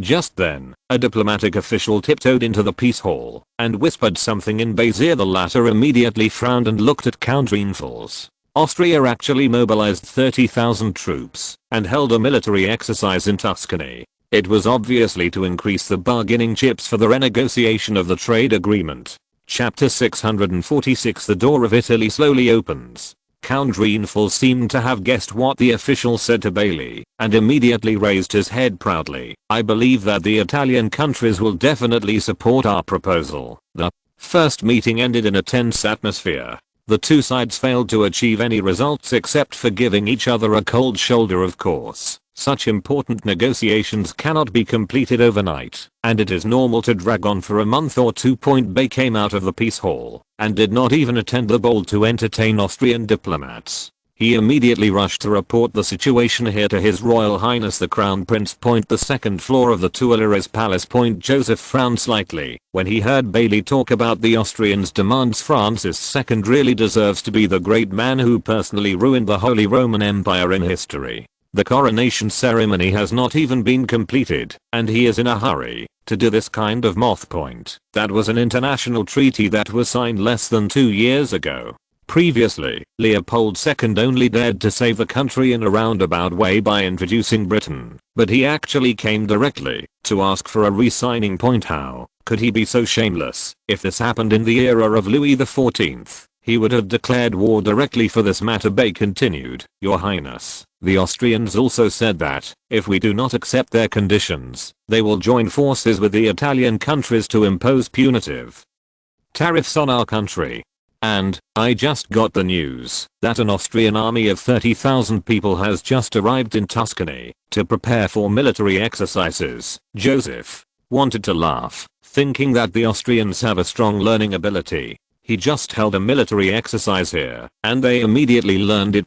He suddenly thought of something, and looked at Bailey. You mean, they want to instigate Italian countries to impose trade restrictions on us, Your Highness? Austria has a strong influence on Venice and Tuscany, and has marriages with Parma and the two Sicilies. I'm afraid it can really convince them to be against our country. Joseph nodded with a smile. This may not be bad news. Italy has been a key area for France and Austria for hundreds of years, and it is also the backyard that France has always wanted. After Emperor Napoleon took over Italy, he gained huge economic benefits from it, which supported a small part of his military expenditure. I had always been suffering from the reason for not intervening in the Italian region. After all, the political structure there has been stable in recent decades, and now someone has taken the initiative to send it to me. Francis II also has his lovely side. Of course, the Italian market must not be lost. Joseph thought for a moment and said to Eamon, please ask General Berthier to come to see me. Yes, Your Highness. He then instructed Bailey, Mr. Bailey, you should try to delay the Austrian foreign minister for a while, at least half a month. We need to increase our presence in the Apennine Peninsula. Please, leave it to me, Your Highness. Joseph gave Bailey another detailed instruction, and after the latter left, Fauci hurried over after the salute. The director of the intelligence agency took out a report. Your Highness, Russia has recently made unusual moves. Joseph took the report and unfolded it, and saw that the opening sentence read, the 14th Infantry Regiment of the Russian Royal Guards was transferred to station east of Minsk. Fauci continued, according to the intelligence we have, more than 20,000 Russian troops have been assembled in the Ular area. There are also 14,000 troops near Kiev in the south. At the same time, the Russians began to build warehouses in these two places, and a large amount of food, ammunition and other supplies were transported there. Joseph's eyes suddenly condensed. He has been studying in the military academy for more than 3 years, and has participated in the war himself. He is very familiar with the war mode of this era. If the simple troop movement may be a rotation or training, but the large gathering of logistical materials is definitely a precursor to launching a war, and the Minsk-Kiev line is obviously only aimed at Poland. I have done everything I can. Although the Russian army began to assemble more than half a year later than in history, what is coming has finally come. According to Poland's national strength, Russia must mobilize at least 100,000 troops to win the war. Therefore, the Russian army's assembly should have just begun, and Poland must make full use of this last time to prepare. He looked at Fausch and said, if Russia wants to invade Poland, how long do you think it will take them to complete the war preparations? It Depends on how large the war that the female Tsar wants to launch. Fausch said, if it is just to capture the Minsk area, it will probably take another 3 to 4 months. If it is a full-scale attack, it will take at least half a year. Joseph nodded and asked, how is the preparation in Warsaw? Currently, Poland has 67,000 regular soldiers and more than 10,000 local troops. The logistics are relatively good, with enough weapons and ammunition for 9 months, and more food. Joseph exhaled. We have to speed up. He knew very well that Poland was facing a pincer attack from Russia and Prussia. Prussia would send out more than 50,000 troops. Even if Poland had the advantage of defense, it would not be able to stop it without 100,000 soldiers. As the two were talking, Berthier followed Emmanuel and knocked on the door. He bowed and saluted. Your Highness, are you looking for me? Joseph gestured to the chair. Please sit down. Let's talk about the military exercises in Italy first, and then we may have to hold a staff meeting to discuss Poland's war strategy. Poland? Berthier was slightly startled. Are the Russians unable to hold back anymore? Fausch continued. It is said that before his death, Potemkin was still busy with the allocation of supplies in Minsk. Berthier nodded and looked at Joseph again. Your Highness, what are the exercises you are talking about? Did you know that Austria is conducting large-scale military exercises in Tuscany? Yes, Your Highness. I just received the news. Joseph said, we need to hedge against Austria's deterrence in Italy. Then, we will hold a larger scale exercise in Sardinia or Modena. Joseph suddenly remembered the previous battle in Silesia, shook his head and said, there is no need to mobilize so many troops. Just give the Austrian army a little surprise. Well, Count Sega must go to Modena as soon as possible. A week later, Central Italy. Duchy of Modena. Grand Duke Ercole III of Modena looked at the French envoy nervously, shook his head and said, Count Sega, I heard about the trade dispute between your country and Austria. It's just that the day before yesterday, Venice and Tuscany announced that they would support His Majesty Francis II's proposal, and Parma and the Two Sicilies also said they would seriously consider it. You are only holding military exercises now. Maybe it is a little late. Chapter 647. Don't be nervous, I'm just passing by. Count Sega smiled slightly. Thank you for the reminder, but I believe it is not too late. In fact, the soldiers of the Royal Guards Corps will be able to arrive here in 3 days. Previously, the Guards Corps that went to Baden for exercises happened to be halfway on the way. After receiving the order, it immediately went south. After continuous rapid march, it had arrived near Turin in Sardinia. Ercole III immediately opened his eyes. So fast? But he fiddled with his cane and glanced at the ground. I still need to summon the ministers to discuss it. As a small country with a population of only 800,000 and an area less than 1/5 of Switzerland, Modena does not want to get involved in the entanglement between behemoths like France and Austria. Sega said seriously, Your Majesty, you should be very clear that Austria's exercise is not just about the trade agreement. The 30,000 strong army is a huge threat to the entire Italian region. He picked up the teacup and took a sip. Especially Modena has problems with Parma and Lucca, and they all have close relations with Austria. If one day Parma asks for Austria's support, there is no need for 30,000 troops. Only 1/5 of the troops is not something your country can resist. He glanced at Ercole III's thoughtful expression and continued. In addition, Sardinia has also always claimed sovereignty over central Italy. You can say that your country is in danger at any time. The Grand Duke of Modena looked at him with some confusion. What do you mean? His Royal Highness the Crown Prince believes that France and Morocco can take the opportunity of this exercise to carry out some military cooperation. Sega said, specifically, our country can help you train your army, provide weapons, and even directly station troops. Ercole III couldn't help but feel something in his heart. If he could get the support of France, Modena security would definitely be more secure. But at the same time, France itself is a threat to Modena, especially the garrison. Sega smiled and said, if you think it is necessary, we can sign a military agreement, or a secret agreement, which will allow you to avoid the threat from Austria. Seeing that Ercole III was still hesitating, he took out the bait given to him by His Royal Highness the Crown Prince. "Oh, the sales of our country's synthetic board furniture are increasing in Italy, so we plan to build a divided packaging house here.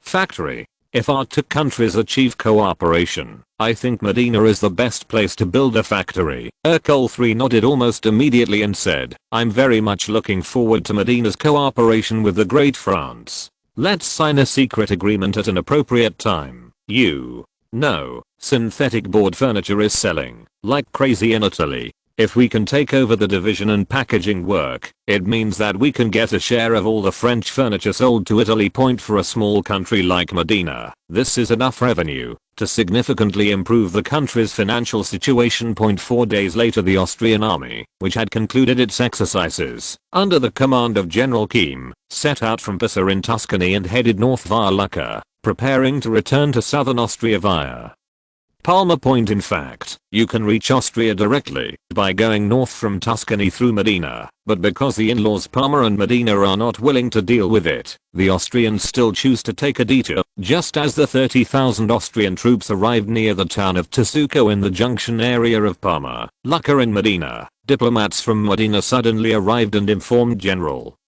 Keim that France and Medina were about to conduct military exercises. Keim was a little surprised at first, then burst into laughter and said to the officer beside him, "The French also want to practice.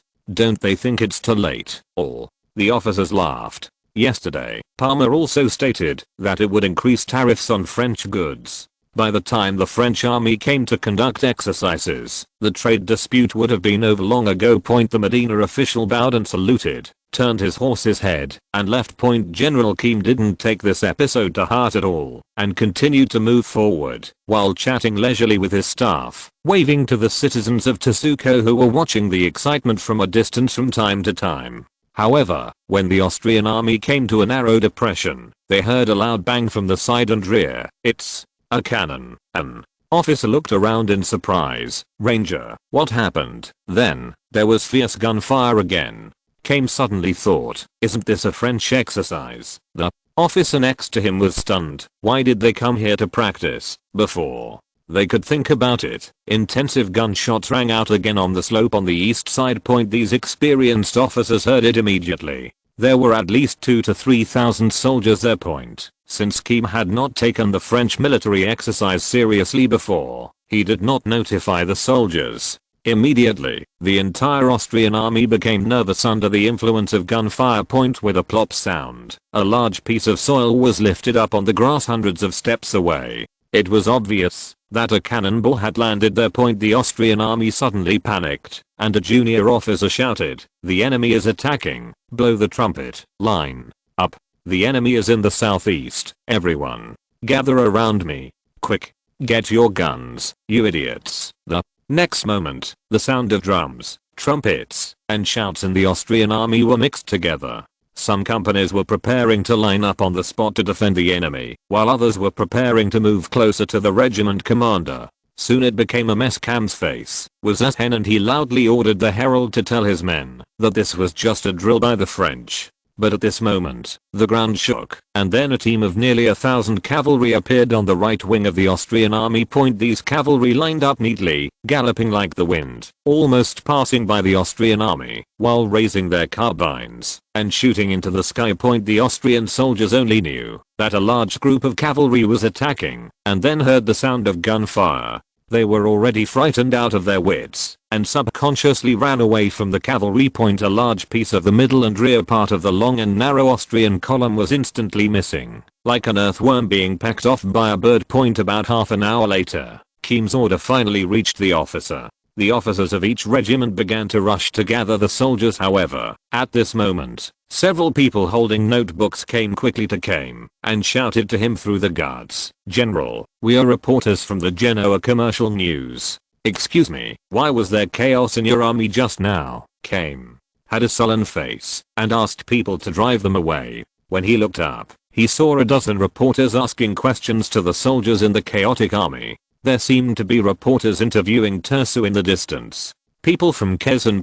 A bad feeling suddenly surged in his heart. The next day, after General Keim finished washing, He picked up the newspaper pressed by his attendant. Suddenly his vision went dark, and he saw the headline on the front page. French army's 5,000 soldiers exercise southwest of Medina, causing 30,000 Austrian army to flee in panic. The following content describes in detail how the Austrian army fell into chaos after hearing the sound of gunfire, and fled as the French cavalry approached.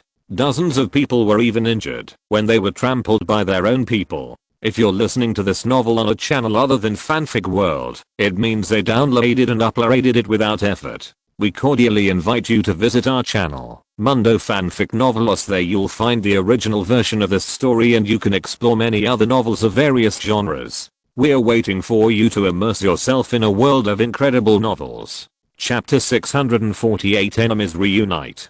Two Italian-speaking officers rushed into Kem's tent, holding newspapers in their hands, forgetting to salute, and shouted angrily, "General, these damn reporters we can't just let it go. General, let's go and settle accounts with the French." This sentence seemed to pierce General Kem's brain, making him surge with a huge force. Yes, as long as he can lead his troops to surround those thousands of French troops and humiliate them. Tomorrow's newspaper headlines will definitely be very exciting. As for invading Medina, haha, isn't it his choice to come and go in such a small country? General Kem stood up suddenly, and the words "assemble the army and attack" just came to his mouth, but suddenly got stuck. He remembered the dolphin and iris on the French flag he saw yesterday, indicating that it was the French Royal Guards. He had experienced the Battle of Liegnitz and witnessed with his own eyes how the French Guards, which were less than 10,000 people, cut into the Prussian army, which was several times larger than them, and pressed them to the west of the Austrian defense line. Among his 30,000 troops, there were only 4,000 elites of the Royal German Corps, and the rest were the Bohemian Guards and the Hungarian Border Infantry Regiment. This is why the sudden sound of artillery would cause chaos in the Austrian army. The latter two were mobilized nearby and had very average combat qualities. General Kem slowly sat back in his chair, putting aside the danger of his impulse to trigger a war between France and Austria. Even if he went to the French to settle accounts, regardless of the consequences, the result would most likely be that he would be humiliated again by thousands of French Guards Corps. He waved to the two officers with a gloomy face. "It was just an accident.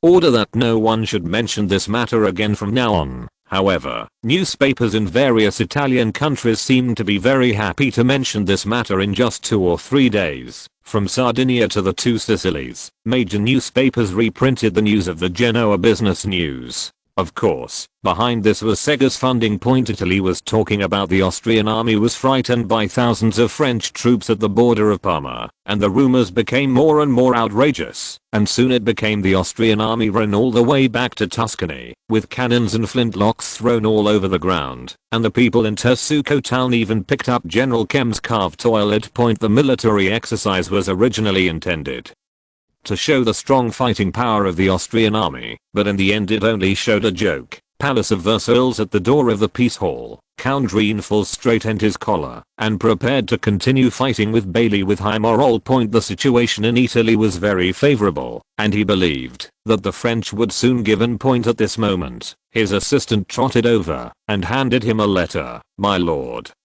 It was just sent by the ambassador to Parma, Count. Reinforced opened the letter and the smile on his face froze. The letter first briefly stated the embarrassing incident of Kem's army, and then mentioned that Parma and the two Sicilies both expressed their willingness to reconsider the proposal to adjust tariffs on France.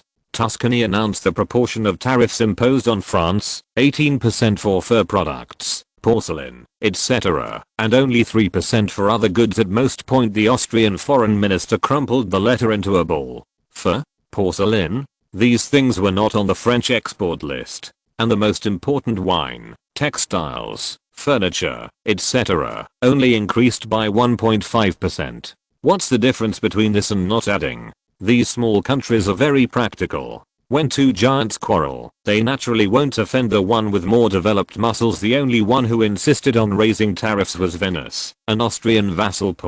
But Count Reinforced knew that France would never give up the huge Austrian market for Venice. He took a deep breath and walked into the Peace Hall. Sure enough, Today, Bailey reversed his previous delays and prevarications and firmly stated that the Rhine-Seine Treaty must be respected and France would not consider adjusting it. Half a month later, Austria, Prague. Franz II walked out of St. Vitus Cathedral. His face showed no solemnity and majesty that he should have after being crowned as the King of Bohemia. Instead, he kept muttering something while gritting his teeth. Volatile. This waste, damn French, volatile, is the surname of Count Reinfels. Franz II remembered that he was still talking to the ministers yesterday about unifying the Holy Roman Empire and making the empire the master of Europe again, but the reality was that he couldn't even ask France to make concessions in trade. He turned his head and shouted to the attendant, "Let that stupid Ken go to Meloche to manage the warehouse." "Yes, your majesty." After Franz II lost his temper, he soon fell into deep worry again. If the current trade pattern cannot be changed, the Austrian market will definitely be gradually occupied by France, and Austria's trade income will continue to decline. Even if he has a grand ambition comparable to that of Otto the Great, if there is not enough gold coins to support it, it will always be just a fantasy. He then thought of the poor performance of the Austrian army in Italy. It was obvious that the army needed a large-scale reform. All the kings who were famous in history had an invincible army, and he was no exception. Military reform also required a large amount of funds. Money became a towering mountain in front of him that he could not climb. Franz II returned to the Prague palace dejectedly and saw Bathurst, the British ambassador to Austria, waiting at the door. The latter touched his chest and saluted him, first said a lot of clichés to congratulate him on his coronation, and then continued, "Your Majesty, there is a distinguished guest who wishes to meet with you. I believe this is very important to both of you." Francis II asked in surprise, "Please tell me his name." "His Majesty Wilhelm II, King of Prussia." "What is he here for?" Franz II frowned. "A year ago, Prussia and Austria fought to a bloody pulp in Silesia. Now, the King of Prussia suddenly wants to see him, which is very unreasonable. But the British were able to pull the strings, but he had to be cautious." Noon the next day. A black carriage stopped in the Lage Palace Square. The attendant opened the door. William II stepped out and bowed to Emperor Shinra from a distance. "Your Majesty the Emperor, I was originally going to attend your coronation ceremony, but as you know, the mud in Lusatia is so difficult that I only arrived now." Franz II looked at this old Austrian enemy coldly and then showed a standard diplomatic smile. "Your arrival, whether early or late, demonstrates your respect for latitude as elector. Oh, please come in." William II ignored the suppression of his identity in his words and followed him into the palace. He exchanged a few casual greetings, then coughed lightly and said, "I heard some news. Austria's financial situation does not seem to be very optimistic recently." Chapter 649 Money and Grudges Disappear. Franz II glanced at the King of Prussia, raised his head and said, "It's just some minor problems. The empire's finances are very abundant." William II exposed him mercilessly. "To put it bluntly, Austria has lost its dominant position in the South German market, and even its own market has been challenged. Hungarians and even Bohemians are very dissatisfied with your tax policies, which often result in taxes in those places not being collected in full. Of course, the most important thing is that His Majesty Joseph II spent too much military expenditure in Silesia." Seeing Emperor Shinra's expression looked grim, he hurriedly raised his hand and made a downward gesture. "Yes, our country also suffered huge losses due to that war. Oh, I even lost Liegnitz." Franz II immediately said coldly, "That place originally belonged to Austria." Okay, let's forget about the Treaty of Dresden for now."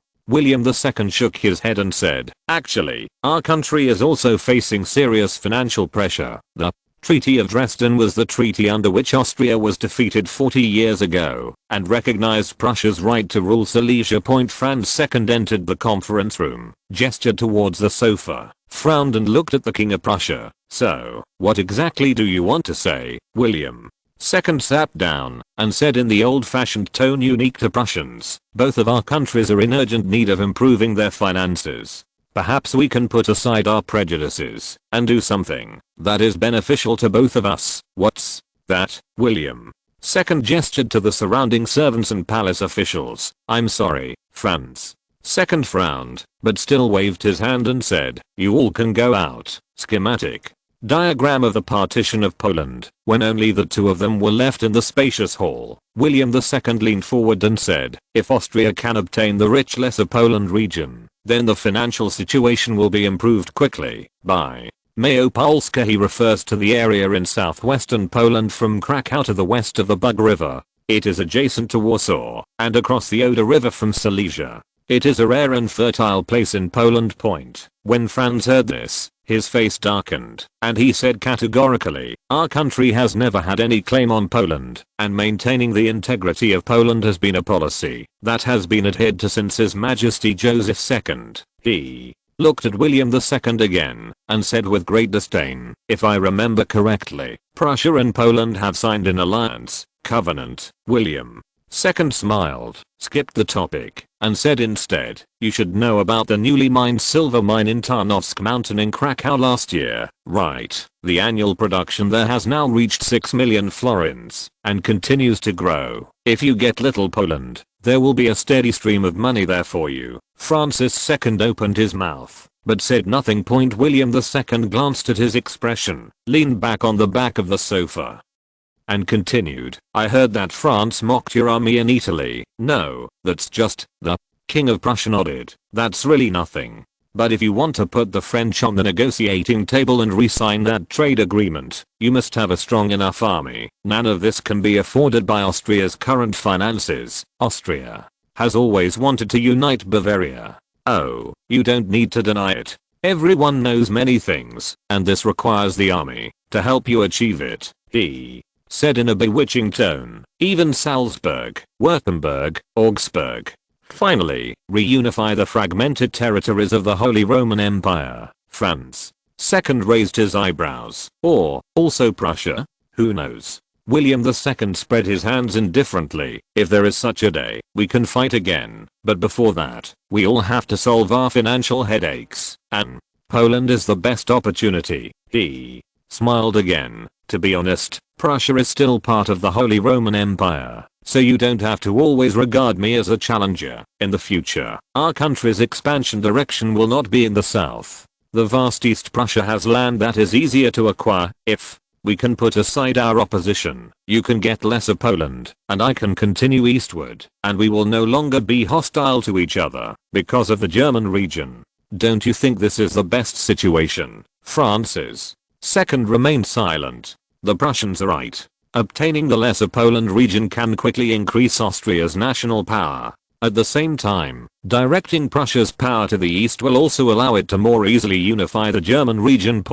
But maintaining the integrity of Poland is also Austria's national policy. More importantly, the more land in Poland you get, the closer you are to that terrifying behemoth. The name of that beast is Russia. Without Poland as a central buffer, hundreds of thousands of Orthodox armies could roll down the plains of Eastern Europe. By then, I'm afraid it will be a disaster for the entire European continent. William II seemed to see his concerns, and smiled even more proudly. "Well, in order to show my sincerity, there is something I have to tell you. In fact, Her Majesty Catherine II and I have signed a secret agreement. Russia will withdraw its troops as long as Minsk reaches the Livonia line. The entire region of Augustania and Pripyat remain to Poland as a zone of isolation from the Orthodox Church. Please, believe me, I don't want the Russians to get too close to us. If the Russians cross the Minsk line, I will warn them with you." Franz II frowned. "This is not enough." "What? If Britain is added? They will also join our eastward agreement. The Russians will never ignore Britain's attitude." Franz II remembered that it was the British envoy who pulled the strings for Prussia yesterday, and couldn't help but narrow his eyes. Why did the British intervene in the situation in Eastern Europe? To check and balance France. William II said without hesitation. "France's influence in the German region is growing, which has aroused the vigilance of the British. Oh, and India. You should have heard of it. Most of the shadows behind Mysore are French, and if Britain wants to do something in Germany, it must be inseparable from our two countries." Franz Second was silent for a long time this time, and finally smiled and said, "Thank you for coming to my coronation ceremony. Some things may be decided after my coronation. I'm waiting for your good news at any time. Poland. Warsaw, Tintov Palace. Prince Poniatowski looked at the map in front of him solemnly and said to CIS, "We have indeed received reports that Russia is mobilizing troops, but are you sure that this is a full-scale war against our country?" Although CIS did not know why His Royal Highness was so sure, he still followed the latter's request and nodded, saying, "Please believe in the capabilities of the French intelligence agencies. In at most half a year, Poland will face an unprecedented invasion. And it's not just the Russian army." Chapter 650 Sports Meeting. Prince Poniatowski immediately raised his head and looked at CIS. "What do you mean, Prussians?" The latter raised his hand and pointed at Gdansk in the northwest of Poland on the map.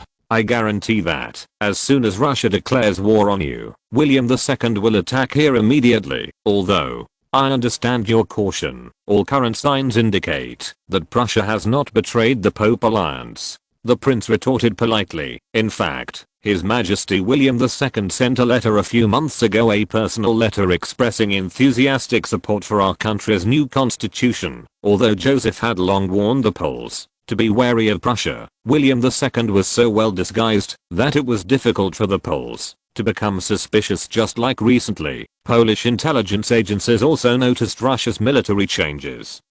So when France warned that Russia would invade, they did not hesitate to start actively preparing for war. But there was no movement of troops or logistics on the Prussian side, and it didn't look like there was going to be a war at all. Of course, at this time, only Joseph in the world probably knew that William II had no intention of launching a large-scale war, but wanted to wait for Russia to attract all the Polish forces before launching a sneak attack from behind. Historically, Prussia did not have many large-scale gatherings. It casually gathered tens of thousands of Eastern garrison troops and almost went on an armed tour all the way to 50 kilometers west of Warsaw.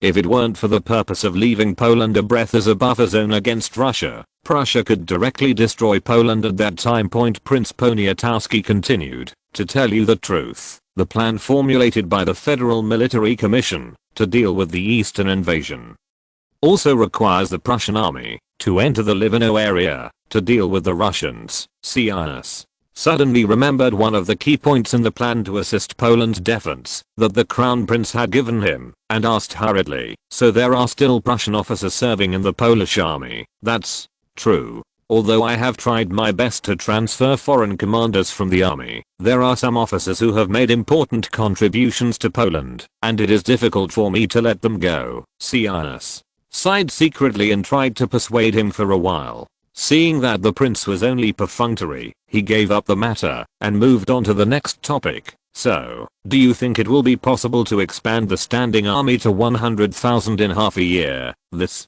is indeed difficult to do," the prince said helplessly. "The Austrian side no longer needs our army to assist in countering the rebellion, so military expenses and training have become very difficult. The Federal Military Commission plans to recruit an additional 20,000 soldiers before the end of this year." CIS could do nothing but nod. After all, this was the limit of Poland.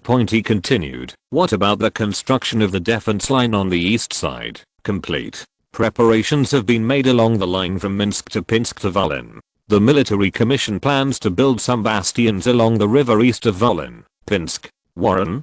CIS asked in surprise. "Are you saying that you are ready to abandon the west bank of the Dnieper River and the entire Podolia area if a full-scale war breaks out with Russia? This is the only feasible defense plan." The prince was obviously very lonely. Pinsk has almost reached the hinterland of Poland, which means that Poland is prepared to lose its entire southeastern territory if the war begins. But eastern Poland from Chirov to Winnica is an extremely barren area. If we hold on there, we may not even be able to collect logistical supplies on the spot. The entire eastern part of Poland, that is, the area from Minsk to Okstatia, can be held.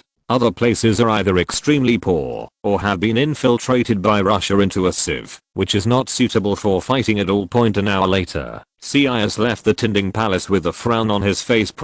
When he returned to his residence, he immediately wrote a letter to His Royal Highness the Crown Prince about Poland's poor war preparations. At the end of the letter, he deeply blamed himself for his dereliction of duty. In fact, he doesn't know that compared to the situation in Poland in history, it is much better now. At that time, let alone preparations for war, Poland was still debating whether Russia would invade. Parliamentarians were busy improving the constitution, and the Tugavika alliance was already actively buying troops and preparing to welcome the Tsar's King's army into Poland. More than half a month later, Paris, in the office on the second floor of the Tuileries Palace, Joseph looked at CIS letter and rubbed his eyebrows in pain.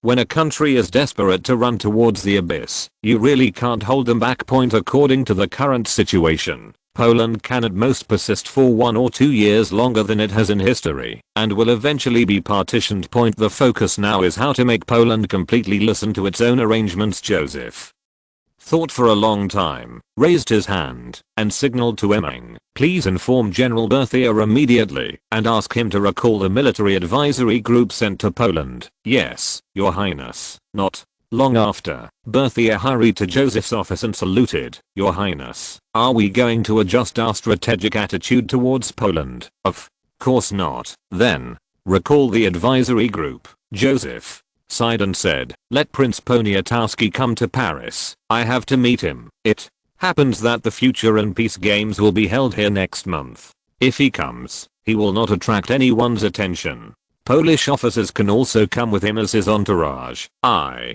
follow your orders, Your Highness." May 15, 1792. Several ordinary looking black carriages passed through downtown Paris. In the middle car, Prince Poniatowski stared at the scene outside the window with wide eyes, and his heart was shocked and envious. It had only been 3 years since he last came to Paris, and this place was completely different from what he remembered. There were magnificent gas street lamps on both sides of the street. Vendors set up stalls under awnings with uniform appearance. All shops were freshly painted, and colorful flags with "Welcome to Paris" or "First Future and Peace Games" were inserted outside. In the middle of the street was a straight wooden track. From time to time, huge buses and horse-drawn carriages sped along the track. Every once in a while, you can see cleaners cleaning the street. The entire street is made of expensive asphalt mixed with gravel, clean and flat, without any mud. Public toilets and trash cans can be seen everywhere, resulting in no garbage on the ground. Of course, he didn't know that the asphalt road in Paris is not expensive. In the more than 1 year since the gas street lamps in Paris were put into use, a primary coal tar processing industry has been established. In the process of distilling coal to produce gas, a large amount of coal tar is produced. After the coal tar is roughly refined, at least 1/3 will become asphalt. This asphalt belongs to the category of industrial waste. Compared with transporting asphalt from the Middle East or even the Caribbean to pave the road, the cost of asphalt pavement in Paris is almost negligible. End of this chapter. Thank you very much for reaching the end. Don't forget to like. Looking for more exclusive content and immediate access? Subscribe to our Patreon. Remember, every like, subscription, or donation encourages us to continue. Thanks to everyone. See you in the next video.